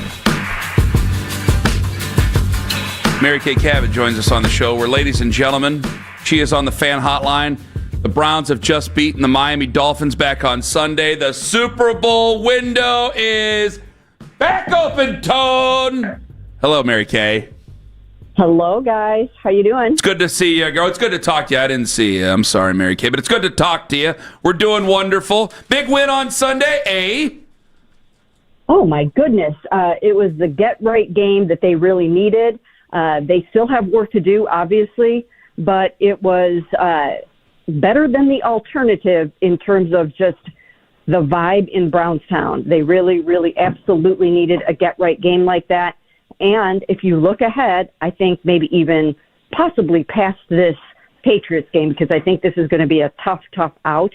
But they have some very, very winnable games coming up and can stack some victories. Well, I got to tell you, Mary Kay, I'm thinking differently here. If they beat, and we'd like to have some fun here, but if they beat the Patriots, I think they really got to beat the Patriots for me to buy back in and say, all right, now you got yourself a look at it here. Because 3-5, you're playing a hot team. They're 4-0 at home. You've lost 11 in a row. I think you haven't beat the Patriots in New England since, 92, I think it is. I mean, it's been a while. There's a lot of opportunity there, but I think that Dylan Gabriel is going to have to play well for them to be able to beat New England. And I got to tell you, Mary Kay, I'm just not so sure that's going to happen after what I've seen over the first 3 weeks of his starting career. Well, he does have a lot to prove, but you also have to remember that he does. It's not like he's going out there throwing to Jamar Chase and T. Higgins either, right? I mean, you take Joe Flacco out of this offense, plug him into the Cincinnati Bengals offense with those receivers, and look what's happening. So, there are extenuating circumstances going on with this passing offense right now. And what they really need to happen is for their two Pro Bowlers to be able to step up and come through for this football team in a huge way, and that being Jerry Jeudy and David Njoku. And it's not just them, and certainly things are not their fault, but those two guys are going to have to just dig deep and find something within themselves to help save this passing offense, because they're going to have to count on them. Boy, it was very interesting to compare, and I know it's a very low bar, but we were sitting here saying, man, if they lose to Miami, that means they've quit. That means Stefanski is definitely in jeopardy, as we get closer to the bye. And then it was pretty clear which team quit on their coach, and it wasn't the team that was wearing the brown unis. So given that, I know that's a low bar, but does that say something for Stefanski that not only did they not quit, they actually excelled?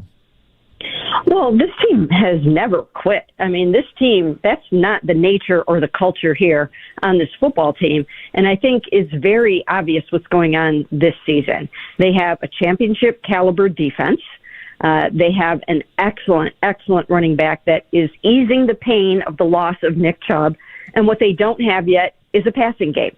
And it's unfortunate for everybody that the passing game is lagging behind because those other two areas, and even the special teams, your punter, your kicker, everything else is going really, really well. In fact, everything else is a playoff level. And it's too bad for the whole entire football team and for the fans and for the city that the passing game is what it is, because everything else is upholding its end of the bargain. Mary Kay Cabot joining us on the show. Have you heard anything about Garrett Wilson and the possibilities of moving him to Cleveland? No, I haven't. I have not heard that. And most of what I've heard is that the Browns were not necessarily going to be receiver buyers. But I don't necessarily agree with that either. I actually think that they should add a really good receiver over the next couple of weeks, and someone that you can have around for the foreseeable future, for the next few years, somebody on a multi-year contract. Because, as I said, I mean, it's a young, fledgling receiving core in many aspects. And right now, I think they need another veteran, especially when Jerry's having a hard time getting on track for whatever reason. So I would add somebody as soon as possible. I don't know that they're going to do that. I think it's an area that they'll probably address maybe in the offseason, but I would be kind of doing it now. Mary Kay Cabot joining us right now on the fan hotline. Throw the name in there. Well, I like to sometimes. No, you're going to throw the other. No, not her name. I meant the other name thrown in there during it. Yeah, because I wouldn't trade Mary Kay as part of a Garrett Wilson package. I wouldn't trade Mary Kay for anything. But I did say, because I was asked, because a host in New York had brought it up, yes, I would trade Shador Sanders if it meant getting Garrett Wilson, because I think that's how good I think Garrett Wilson is and how just up in the air I am right now on Shador Sanders. What about you, Mary Kay? That is a quarterback. Well, I think right now what everyone needs to realize is the Browns are continuing to bring Shador Sanders along. They're not punishing him. They're not stashing him away in some kind of room where nobody can see him. They're not doing wrong by Shador Sanders. They're bringing him along at the pace they feel he needs to be brought along at, but they're really excited about what they're seeing in Shador. And so they're not going to trade Shador away before they know what they have in him. They're excited about what they're seeing. And the thing that they're seeing the most is the thing that they've already known about him, and that is his elite accuracy. He's got a natural feel for the game in that way. So they're excited to see that, and it's probably going to happen at some point this season. I don't know when. Dylan's going to have to find a way to score some points to keep his job, but at some point, Shador is going to get a chance to go out there and show off that elite accuracy and do what he can do with this offense. But once again, I don't think it's going to be easy for anybody throwing passes to this young and sort of inexperienced group right now. Mary Kay Cabot joining us on the fan hotline. So Mike Vrabel was here last year, and I've seen a bunch of Browns fans say, why did we let him out of the building? They're trying to compare it to the Kyle Shanahan situation. Obviously, the difference here is, Mary Kay, they did not part ways with Kevin Stefanski.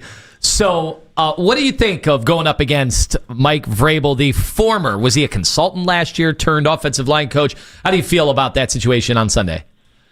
Well, I think it's going to be tough. It's going to be really tough because Mike knows the inner workings of this football team in almost every area, really. He helped out with special teams. He helped Bubba a ton. Then he started working with the tight ends, and that was really his first responsibility in season, is to coach up those tight ends. And I watched that every single day. I mean, he gave those guys a defensive look. He would put a chest pad on and get physical with those tight ends every single day in practice and really kind of teach them how to block. And so he had a huge impact on David Njoku. Then he moved over to the offensive line, so he knows all about the blocking schemes.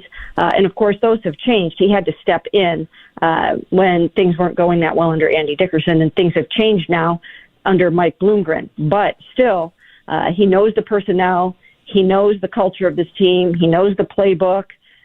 He was involved in helping to scout Mike Hall and other rookies last year. So it's not going to be easy at all. But I will say this. Drake May, who is off to just an absolute blistering start, I don't know that he has seen a defense like this. This defense is playing so well, and I do think Mike Hall will be back this week. I suppose they could let him rest through the bye, but there is a chance that he will be back this week and add some energy and explosiveness to the interior of that line. I think they're going to come at him from the edges, from the interior. I think they're going to blitz him. I think they're going to be aggressive, and they're going to make sure that they give him a not-so-warm welcome to the Cleveland Browns' defensive experience. For teams across the league, like didn't Ross Tucker, Lima, I just want to make sure, Ross Tucker said that most teams would rather have Stefanski than Vrabel. Is that correct? Am I to take that? Do you think that most teams would rather have Stefanski or Mike Vrabel? Well, it just depends on what you're looking for. They're just two different kinds of people, two different kinds of styles. You have an offensive-minded coach. You have a defensive-minded coach. So it just depends on what you're looking for. I think that most NFL coaches, if they have a good quarterback, then they can be successful. Most good NFL coaches need a good quarterback to move forward and reach their potential as a head coach. So I don't know that Kevin has really had that yet, the way that he really needs to have it here. And until he has that, I don't think he can be fairly judged. All right, Mary Kay, I just wanted to ask you because we got some news in the NBA where we had Terry Rozier get arrested. Chauncey Billups, we should add, this just came down minutes ago. He's the coach of the Trailblazers. He also has been arrested by the FBI for alleged illegal gambling right now. That just came down minutes ago. So, Mary Kay, do you think the NFL has any chance of having something like this go down in their sport? Like we've had it in baseball, we've had it in football or basketball. We've had players that have been punished because they gambled in other sports or, fantasy football stuff. But do you think there could be anything to this scale? Because this is a bombshell story this morning. I'm going to say no. I don't see that happening. Maybe I'm being naive about that. But, as you said, there have been players that have been suspended for gambling. But the NFL has such a handle on this and such a hold over this that I don't see it. So I'm going to say no. I'm sorry, Mary Kay. This seems just be too bizarre. You got a head coach who's possibly implicated in this. By the way, folks, we will be talking NBA again. Brian Geltzeiler, SiriusXM NBA Radio, is going to join us coming up at 9:22 this morning. So, do you think that the trade deadline? I know we talked about maybe adding Garrett Wilson. It's a big internet rumor. We like to have fun. He's a former Ohio State wide receiver. I mean, that's fish in a barrel, right? Are they still on track to maybe move some of these names, or could Sunday and a win on Sunday change those plans? Well, I'm going to stick with what I've been saying for a couple of weeks and that I think the Browns will be more so buyers at the trade deadline for a couple of guys, and maybe not big, huge name guys, but buyers at the trade deadline for guys that they can have over a number of years. If they can find a couple of Tyson Campbell pickups the way that they did, which has been a tremendous acquisition for them. If they can find a couple of those guys that can come in and help them, I think that's what they would be more so looking for. And I don't think they're poised for like a big sell-off at all. But I think that with Mike Hall coming back, you can look at a guy like Shelby Harris, and if someone thinks that they need a really good interior defensive tackle, maybe he's somebody that they could part with. So there are guys like that I think that they would be willing to move. And if they trade anybody else, like a David Njoku, it would only be because someone comes in and surprises them with an offer that they don't foresee at this moment. Right now, they have no plans to trade a guy like that, but they also didn't have plans to trade Joe, and they didn't have plans to trade Greg until those teams came calling.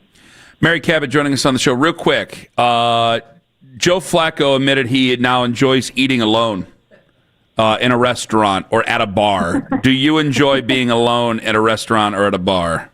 No, I really don't. But that's kind of funny. I think that's funny that he admitted that. I mean, I do understand the solitude. When you have multiple children, I do understand what it's like to sometimes just have a little peace and quiet.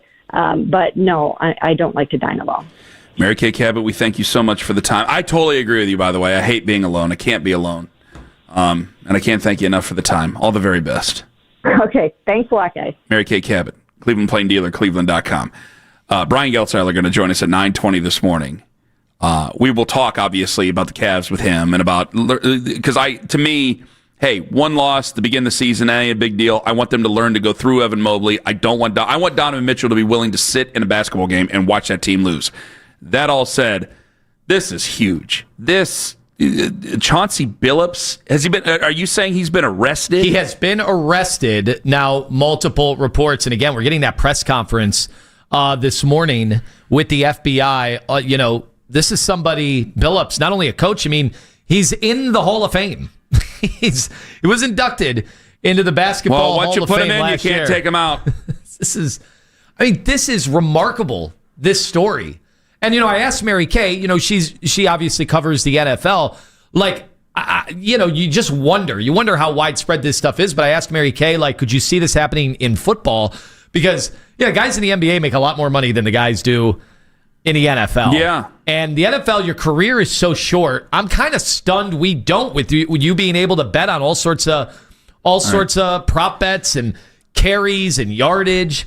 Like, it'd be pretty easy to do the exact same thing that Terry Rozier is accused of, which is, hey, I've got a foot injury, and then a bunch of action came in, and he left, so all his bets went under.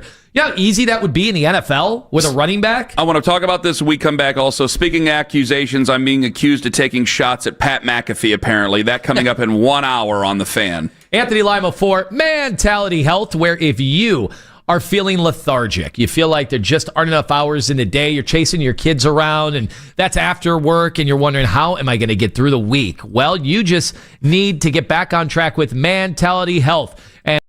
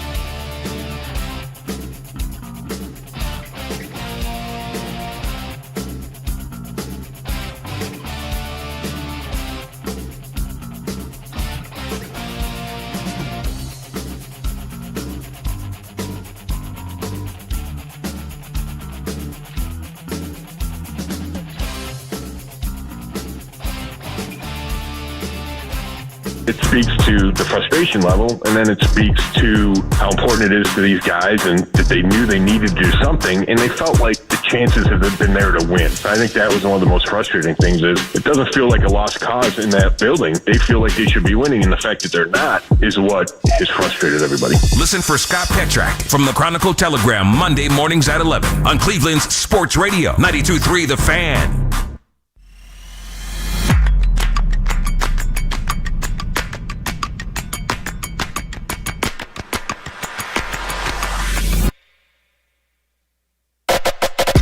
Brian Geltzeiler, 920. So we have to take a totally big turn here. What did you want to ask? So we had news today that there's going to be an FBI press conference talking about the arrests of Terry Rozier, and then there was another arrest, and it would seem that there is some link with Chauncey Billups, the head coach of the Portland Trailblazers, and Hall of Famer, basketball Hall of Famer, Chauncey Billups. And you asked, does this take away from the trust of sport? What is it? Now, I want to get it right here. Yeah, so I asked the question because I'll make a different case here.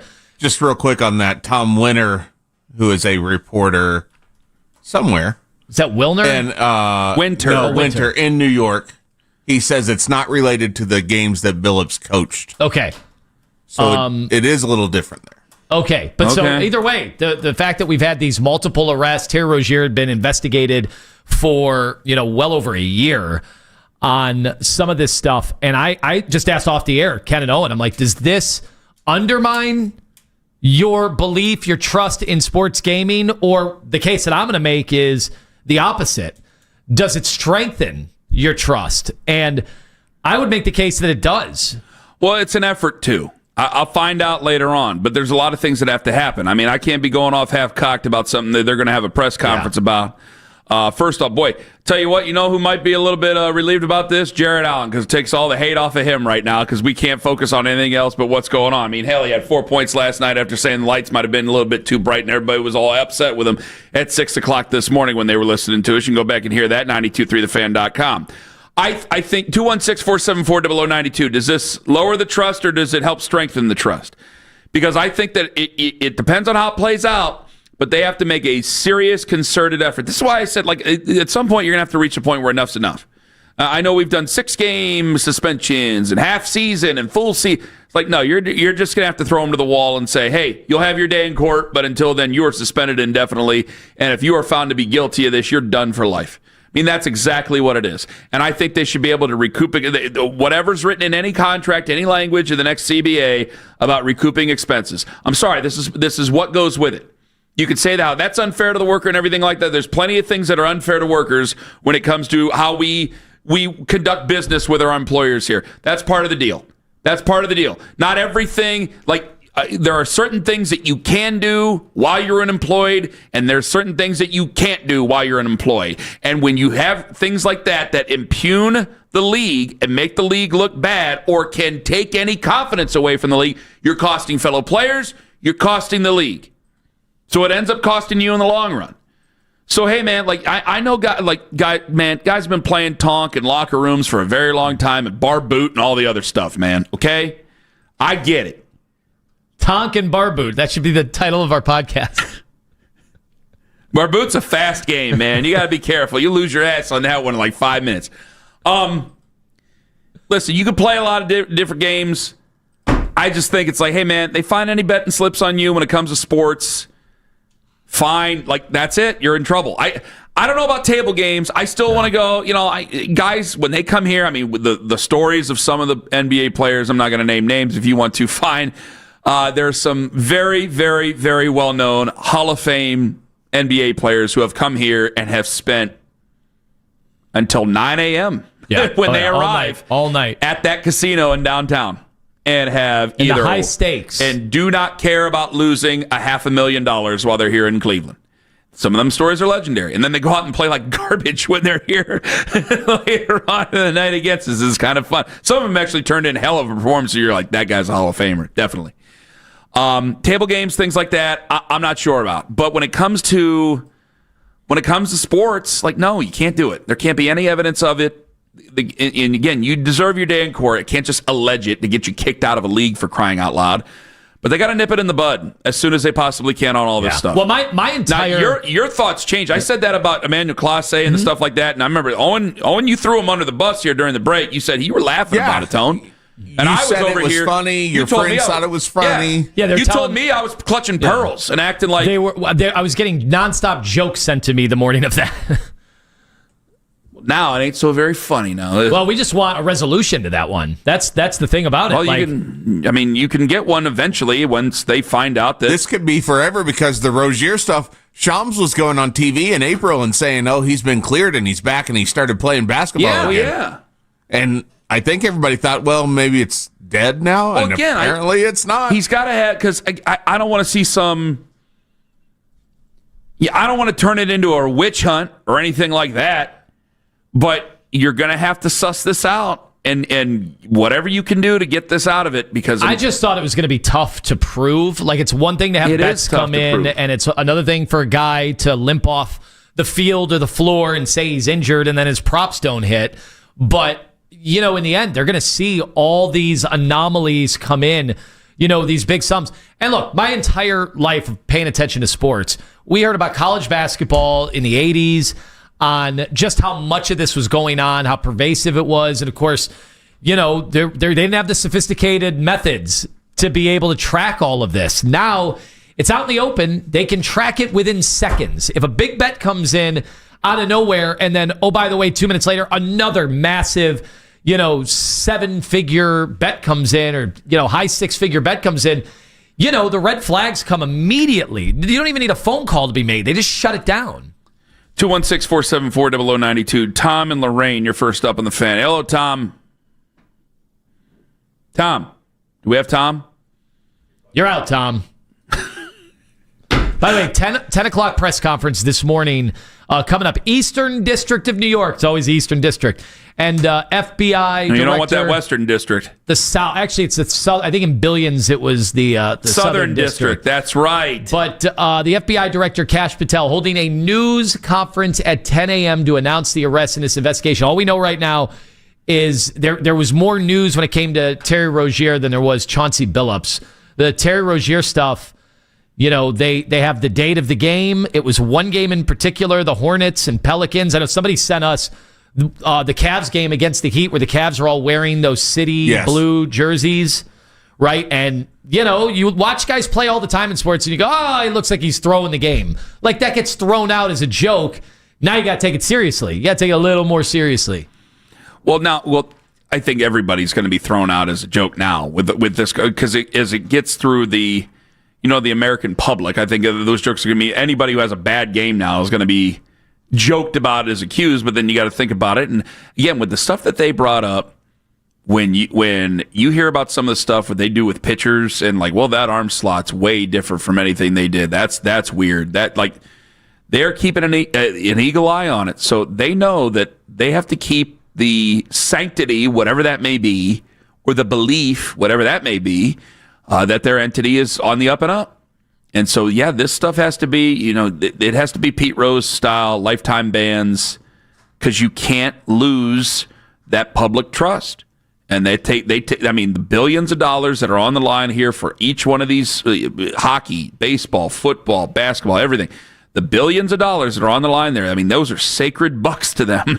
And one player, that doesn't matter to them. They'll get rid of them, and they probably should, if they're found to be guilty of this.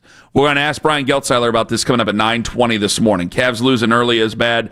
Is it as bad as what people make it out to be? I want to ask Brian Geltzeiler about the gambling situation right now. Again, Chauncey Billups has been arrested by the FBI. They're going to have a press conference today at 10. We'll ask Brian Geltzeiler about that and the Cavs. And I can tell you it's been one game, but I think you're going to tell me it's been 3 years and you are tired of hearing about them. Ken Carman, Anthony Lima, take us with you to work on the absolutely free It's Talking Bar Boot, live on the Fan on the absolutely free Odyssey app. Anthony Lima.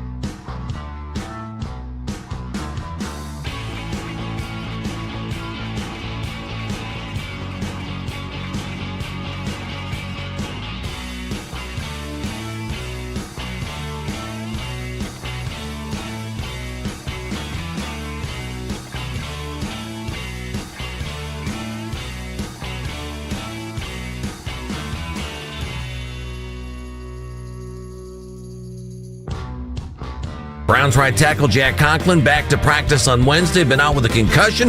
Devin Njoku practiced on a limited basis on Wednesday. He's been dealing with a knee injury. Don't miss the Kevin Stansky Show, followed by Thursday Night Football. All starts tonight at 7 o'clock, right here on 92.3 The Fan. From the University Hospital Sports Desk, I'm Jeff Thomas. Listen to 92.3 The Fan on the Odyssey, iHeartRadio, and TuneIn app.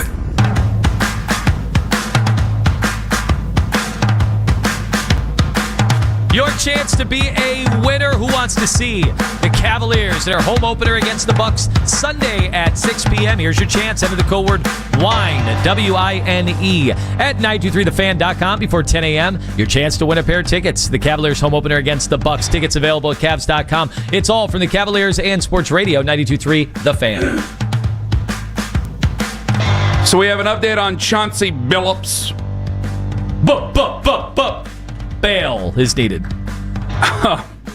Which now it's just become a bunch of of Sopranos memes. Here we go. ABC News reporting Portland Trailblazers head coach Chauncey Billups has been charged in an illegal poker operation tied to the mafia. Law enforcement sources have told ABC. Miami Heat guard Terry Rozier was arrested. Don't play the feast music, Owen. Don't even start. Miami Heat guard Terry Rozier was arrested in a separate but related betting case. Yeah, the NBA had a lot of buffers. A lot of buffers, yeah. Yeah, the NBA had a lot of buffers. No, come on. Now, what version is this? That's what happens. It's a more authentic version. Well, you didn't specify which mob it was. There are other mobs out there. Tony Soprano in the Trailblazers locker room. You're doing a good job, Davey. Yeah, you scratch my back. I'll scratch yours. Get back in your bleeping hole. It's a great scene. It's basically he was going to kill him, and then you're doing a good job, Davey. I'm laughing at Sopranos, not that. No, of course not. There's a difference. Sopranos was funny. By the way, you know how many great movies and great shows are about those private poker rooms? And I just always assumed that so many influential people and, big time luminaries are in those poker games that I always thought they were untouchable. Like that everybody just kind of gave a nod and said, yeah, it's fine. Now, what also happened with those games? What are you trying to say? Was, the people working the games and what was happening in the other rooms. All right, now you're adding other things that could be maybe unlawful. But you guys want to sit around and play some cards? He's in for 40 boxes of ziti. But man, in every city in this country, you've got those poker games going that run all the time. All the time. Yeah, don't be putting anybody's business out around here, Keep it to yourself on that. But yeah, Chauncey Billups seems to be in a little bit of trouble about illegal poker games. And Terry Rozier. Well, that's different from coaching, so I don't know what happens there. I got to see what else is going on with Chauncey Billups and everything that's going on there. But we'll talk to Brian Geltzeiler coming up at 9:20 this morning. Now, this might have taken Jared Allen off the hook. Because, is it irresponsible of me to ask this about Jared Allen? Is it irresponsible of me to put a white-hot spotlight on Jared Allen in Game 1 of the NBA season?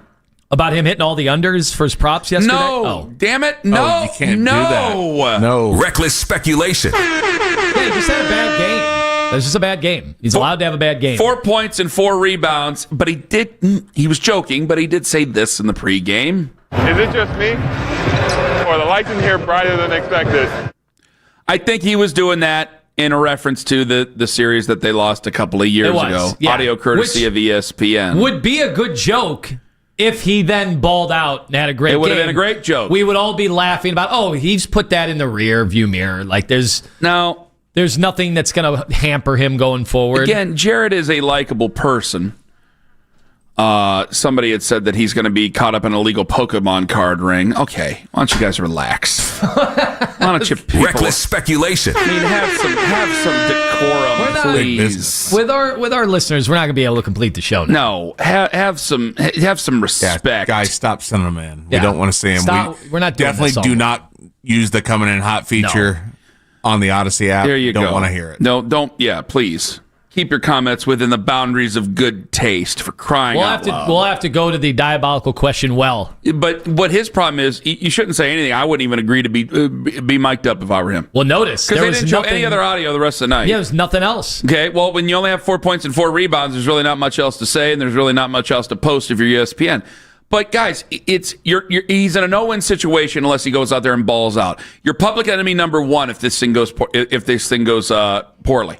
Well, I got to find out more about Darius Garland, but you're still one of the guys that people are easily willing to move on from. Donovan Mitchell, Teflon. Evan Mobley, we make a big deal about his future. And I started the show. I'm not upset that they lost as long as they continue to feed Evan Mobley. Like, I'm willing to go further with it, which some people drew some umbrage with me. Yeah, I'm sorry. You buy the ticket to go be entertained. I don't care. I don't care about losing if it helps us in the postseason this year. It doesn't matter to me about the number 1 overall seed. I don't care about number 1 overall. I don't care about winning 60-plus games. I care about going as far as we possibly can in the postseason with the most expensive roster in the NBA. The most expensive roster in the NBA is not in Los Angeles. It's not in New York. It's not in Chicago. It's not in Miami. It's in Cleveland, Ohio. That's the most expensive roster in a league of very expensive stars. It's the biggest contracts, the most that money that's being spent on a roster.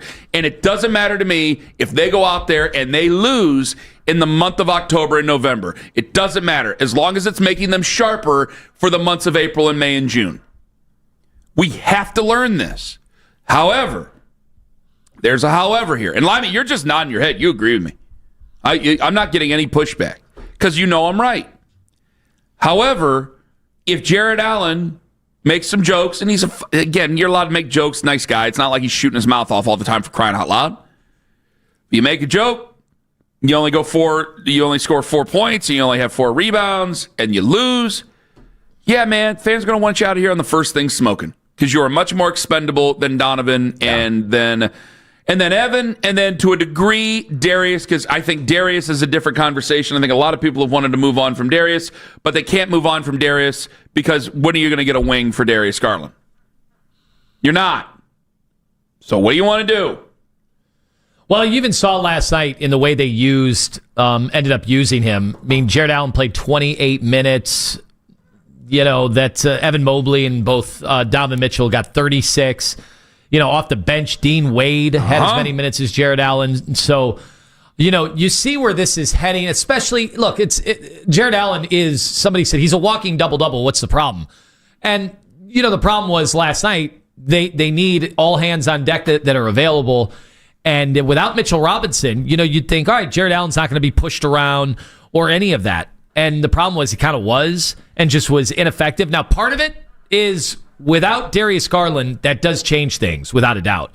Because there goes the rim running for Jared Allen. There go the lobs, that kind of helter-skelter that can kind of be created when they have a point guard like Darius. Now, Lonzo does some of that stuff too, but you haven't seen that chemistry built up yet. I mean, they only had 3 preseason games, so I'd have to see how many times they even played together. So that's just something to keep an eye on. That's the beauty of the regular season. You have so many games, so many hours to try to build that kind of stuff. Let me get to Frank in Washington, D.C. Frank, you're first up with the fan. Yellow. Good morning, boys. Morning, Frank. Glad to have you. Go ahead. I just it's so confusing to me. Again, it's one game, and everybody's going to say, well, you're overreacting. Well, we're really not, because if you go and look at the historical sets of data, these numbers have become a trend. 4 shots from him is unacceptable. And I don't know if it's something that we need to change with the scheme. I don't know if there's something that we need to do. If all this usage that we're excited about with Evan Mobley is now leading to, a decrease in Jared's production, and people are like, well, he's taking the leap, and that's great, but can they coincide together? Right? Can they play alongside each other? Well, I think the very best play that Evans ever had, sorry to cut you off there, stay with me, Frank. I think the very best play that Evans ever had, and this might be a controversial thing to say, has been without Jared on the floor. At times when they've had to be separated, I think you've seen Evan had to really step up, and I think he's answered the bell for the most part. Yeah, well, and then if that's the case, then we got to trade Jared. I mean, because that's and you can't just keep him for defensive purposes. You're going to have to find a center or somebody else on a cheaper deal that can do it. But you need to trade him then, because at this point, and I think that they realize this, I feel like the regular season viewership numbers for a lot of the fan base are not going to be that high because they have last year to use as a sample. And they're going to be like, well, you won 64 games and then your playoff, performance was atrocious. So, you're going to have to probably see what you can get for him in terms of either another guard, maybe a wing, although that's going to be harder to get. But with the amount of times that Darius Garland's hurt, I wouldn't be so, opposed to maybe just floating his name out there, because what's the point of using him if you're going to have him take 4 shots? I don't get it. He's not being utilized to his full potential. And if that's the case and you don't think that you can do it, then you need to send him somewhere else. Well, I'll tell you this, Frank, you aren't going to be the first, and you aren't the first, you certainly ain't going to be the last to talk about trading him. And I thank you very much for the call. And again, I agree with you about Jarrett Allen and Evan Mobley. But I can only agree to you to some level about trading away Jarrett Allen, because 2 things. One, as Lima said, you're in the second apron, so it's going to be very hard to move any one of these guys. I mean, Lima used the term impossible earlier in the show. I mean, I don't think anything's impossible, but it's going to be very hard to move any of these guys. So you might get very, very, very, very, very frustrated by the end of this year. Second thing is, I'll tell you this, from what he just said about the viewers, I know you're paying very close attention to the numbers this year in terms of viewership and the rating that they get, because there is you and I talked about it a little bit, and I think it's a sidebar thing, but I think it becomes a big thing. If the numbers take a dip, and people can do whatever, companies do whatever they want to with the numbers, I understand that. But if the numbers were to take a dip, that, first off, it sucks for what you and I do, because I want people to watch the games and be interested in the basketball games, certainly. But also it shows you that people do not care about the regular season, and I think it's a different level. If you were coming off a championship, they don't care about the regular season. They think you're going to be there in the end. Second thing is, if it's not, you're not coming off a championship, they probably don't trust you. And they don't want to get emotionally involved. Well, that's why I thought it might be on in the background because it's live sports, but that's why Evan is so big. And to hear the Inside the NBA crew on ESPN yesterday at halftime talking about, oh, look at him, he's already making a leap. Look at the aggressiveness. Look at him with the ball in his hands.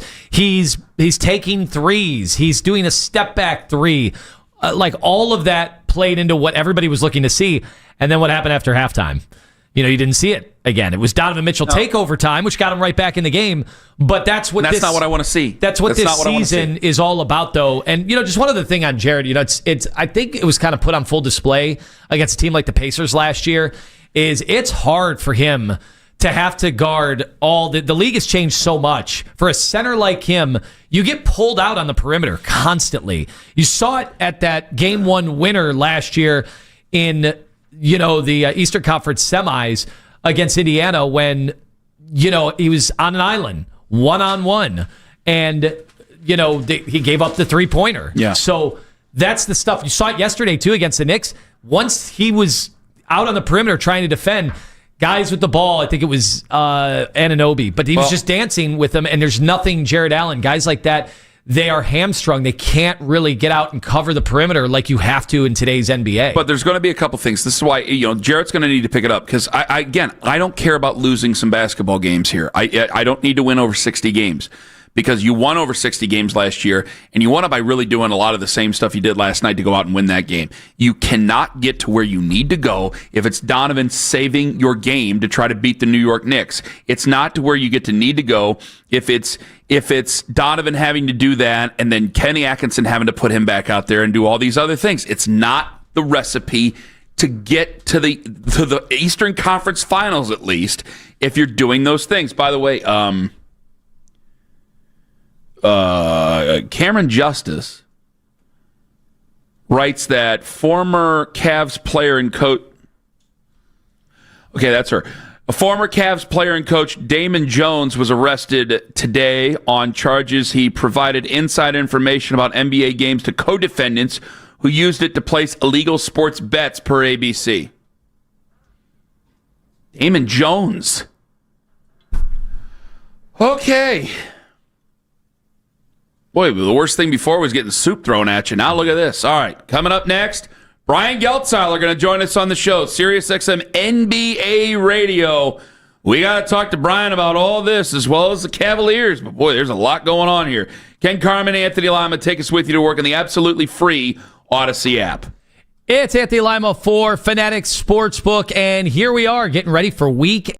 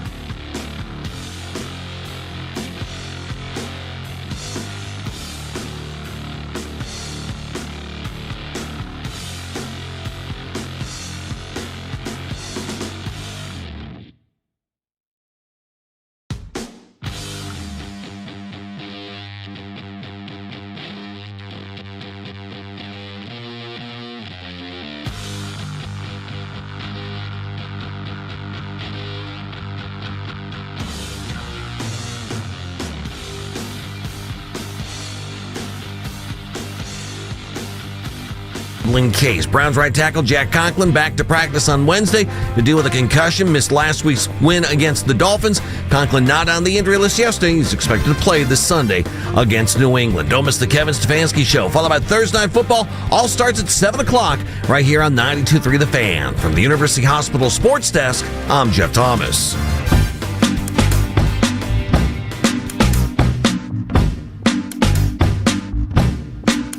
All right, welcome back to the People's Court. I'm Doug Llewellyn.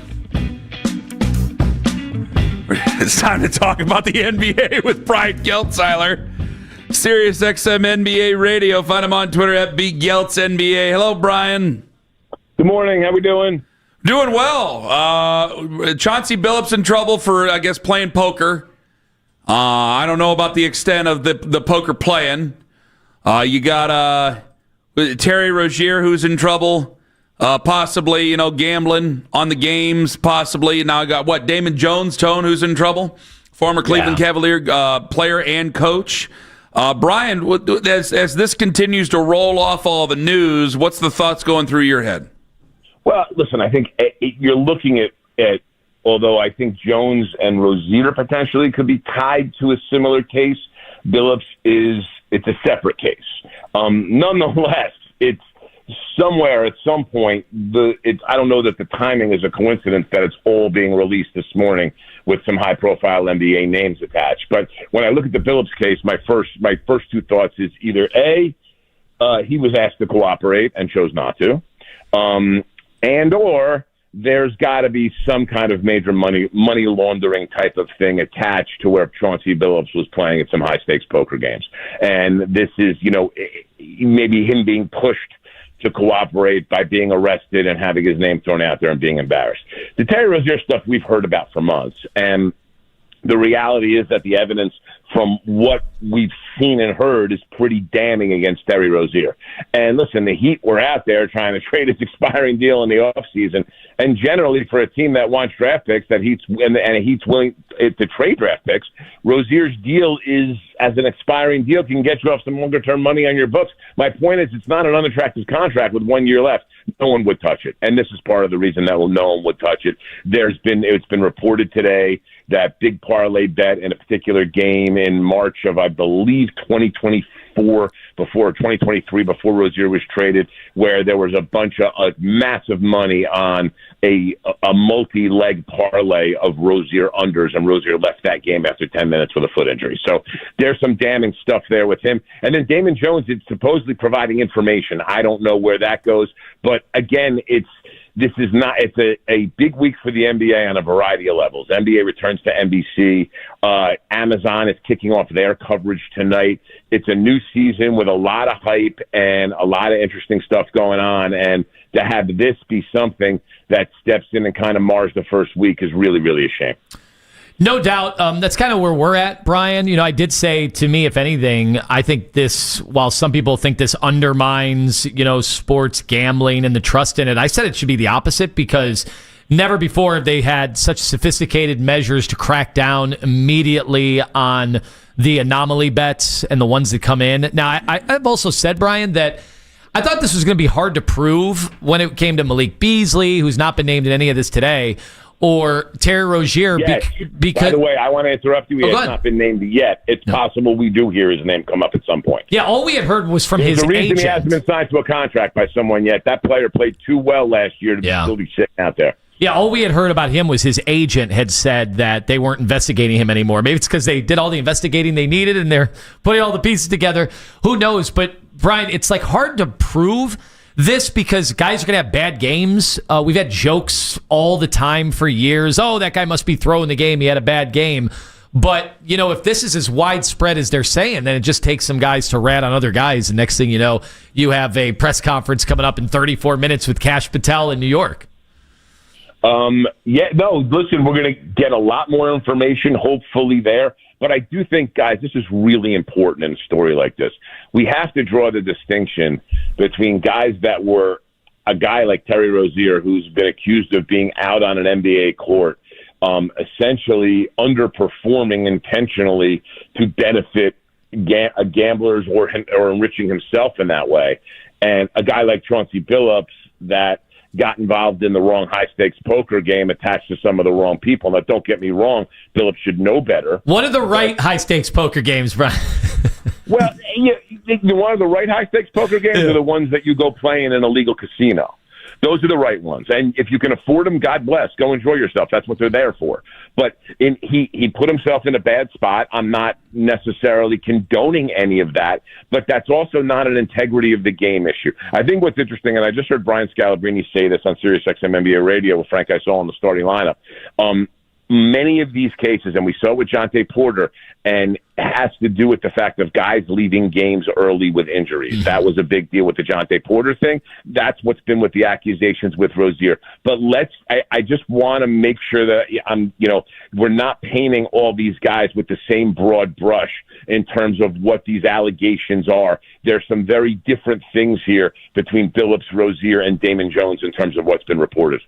Brian Geltzeiler joining us on the fan hotline. Yeah, I mean, these are several good points that you make about this. I got to see more how it plays out here, because I got to tell you, this is my last thing on it, Brian. Like, I made a big deal about it. Like, we had a couple of Guardians pitchers wrapped up in some allegations of throwing errant pitches on purpose for gambling purposes, things like that. And I made a big deal of it at the time. Lima laughed in my face on the air.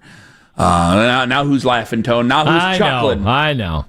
But I said, if this is all true, like you really got to do the most insane thing to a lot of people. Just like, I know we've had like year-long suspensions, 6-month suspensions, things like that. It's like, no, you got to do the whole Pete Rose thing, because I got no problem with making money. I got no problem with business.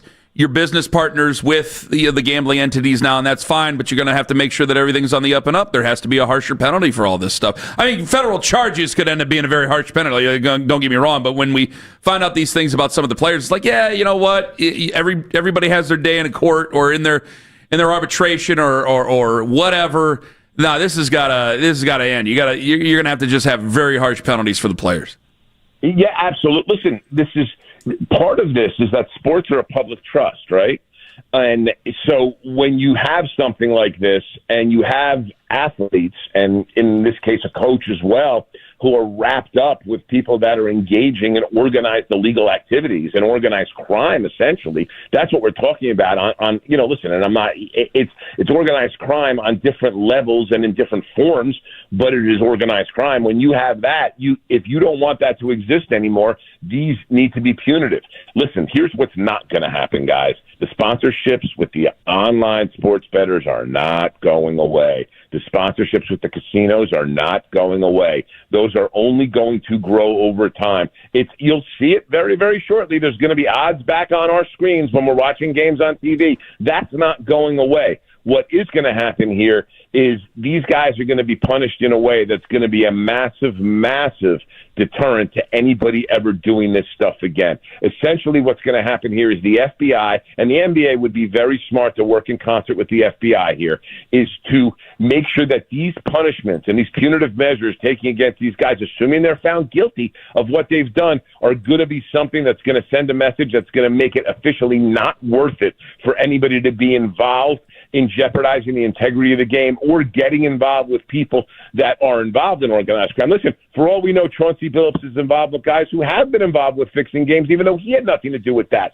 So it's the old expression, you go to bed with dogs, you wake up with fleas.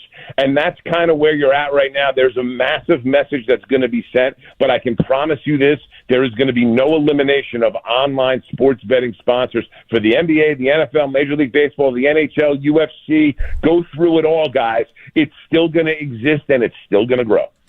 Brian Geltzeiler joining us here on the show. Cavs lost last night, opening night of the NBA season for the Cavs against the New York Knicks. Some people saying it's an Eastern Conference Finals preview. Now, you can answer whether or not you think it is, but Cavs lost.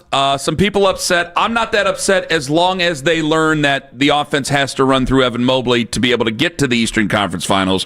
One, do you think it is a preview? Two, do you think I'm right in that assessment? Yes and yes. Listen, yes, I think it's a preview.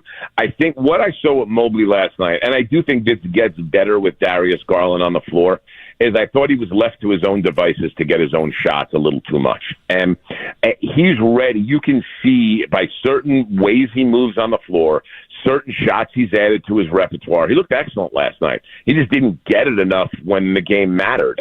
And so that to me is something to keep an eye on. The other thing that was interesting, and this may very well be a one-night anomaly, but it was interesting, is I thought the team and Mobley played better with Nance next to him instead of Allen. Now, again, we know Allen and Mobley work very well together. We know Allen prides himself on being a Swiss Army knife that's willing to sacrifice his individual game for the good of the team at any time.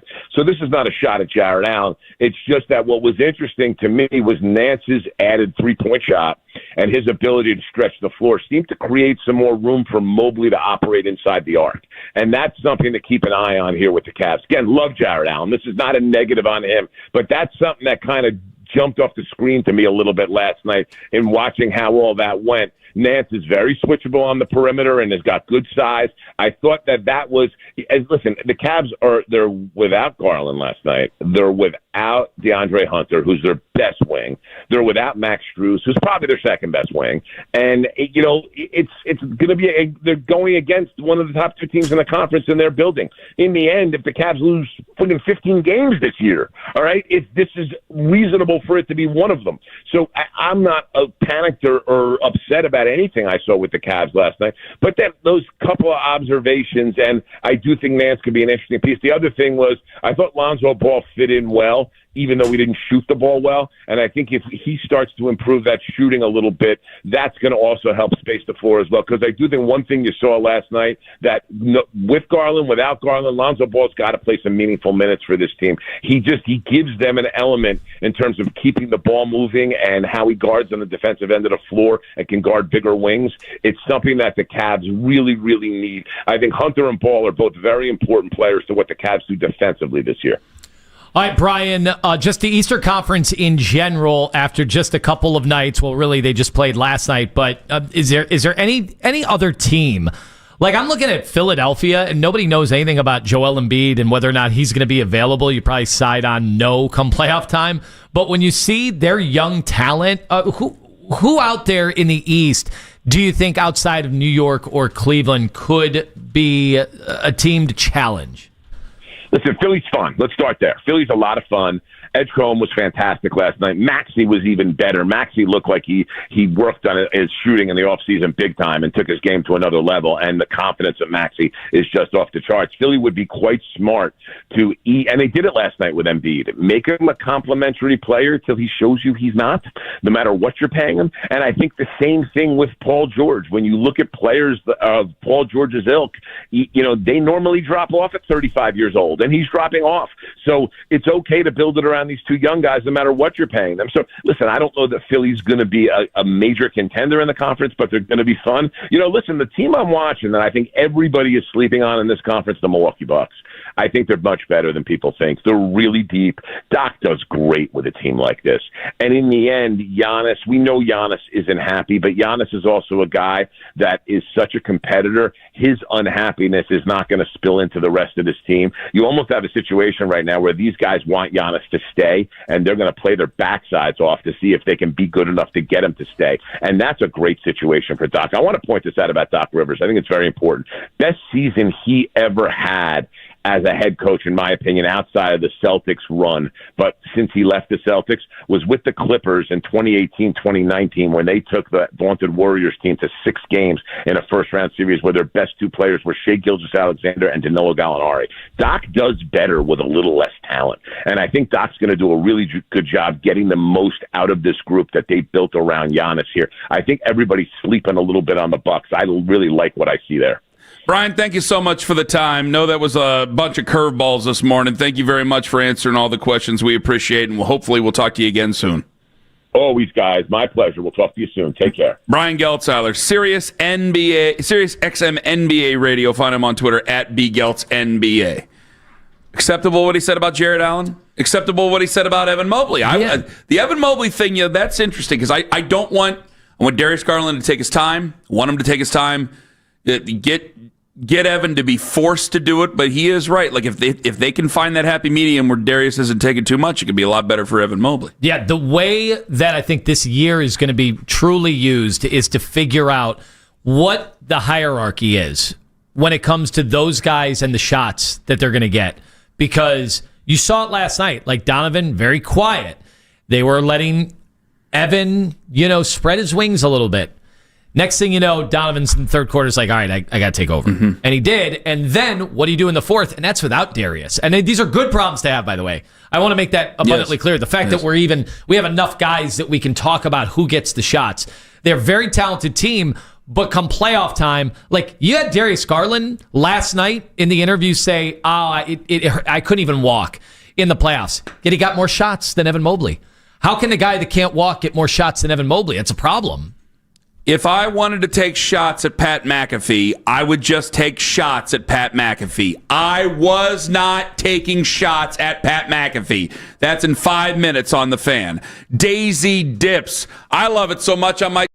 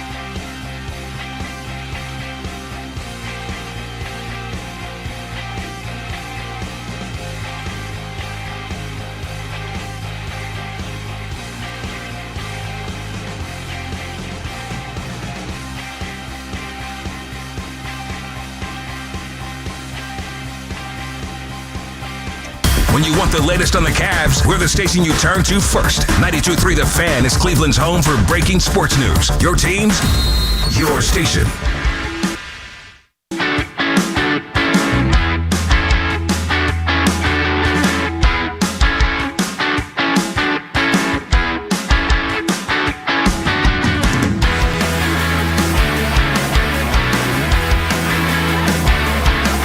I wasn't taking shots. Well, a national publication, a content publication, linked you and Pat McAfee, and you know he's going to see it today, Kenny. So get ready, buckle up, as the kids say. Why would? All right, go ahead. So what is this? Barrett Sports Media. Barrett Media. It's Barrett Media now. Yeah, they did a one-on-one with Ken Carman to chronicle the Ken Carman Show and talk about the formula. Congratulations on all your success. The formula and why it works and why it's so successful and why it's a ratings juggernaut and why it wins all the awards and why Ken is a man of the people and a voice of Cleveland, Ohio. What did you win an Emmy for? Sports. Won 3 of them. And yet, all of a sudden, one for each of my sons. You're dragging Pat McAfee's name through the mud? I was not dragging Pat McAfee's name through the mud. Well, it's that's on not here. what this says. That's not what it should say. Well, first of all, there's a comma in there. Here, asses. Yeah, the tweet says John Momola speaks to 92.3 The Fan's Ken Carman. How Pat McAfee proved he can't handle criticism. So take it away. The microphone is yours. That's not what it says. Share that with your listeners. There's a comma in there. What do you mean there's a comma? There's a comma. And it doesn't say all that.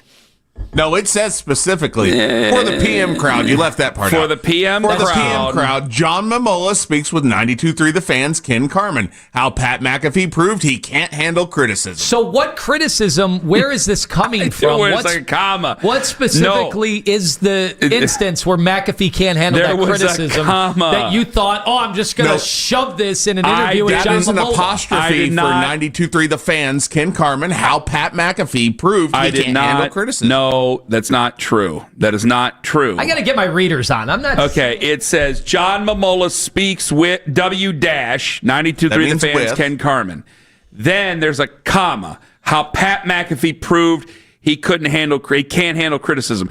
If I was saying it, wouldn't it be those 2 dots? I don't know what that's called. Is that a colon? A semicolon? That would be a colon. A semicolon has one comma and one. What's the difference between a semicolon and a full colon? A colon starts a new thought. A semicolon is like a listicle. Not to be confused with the popular cereal item colon blow.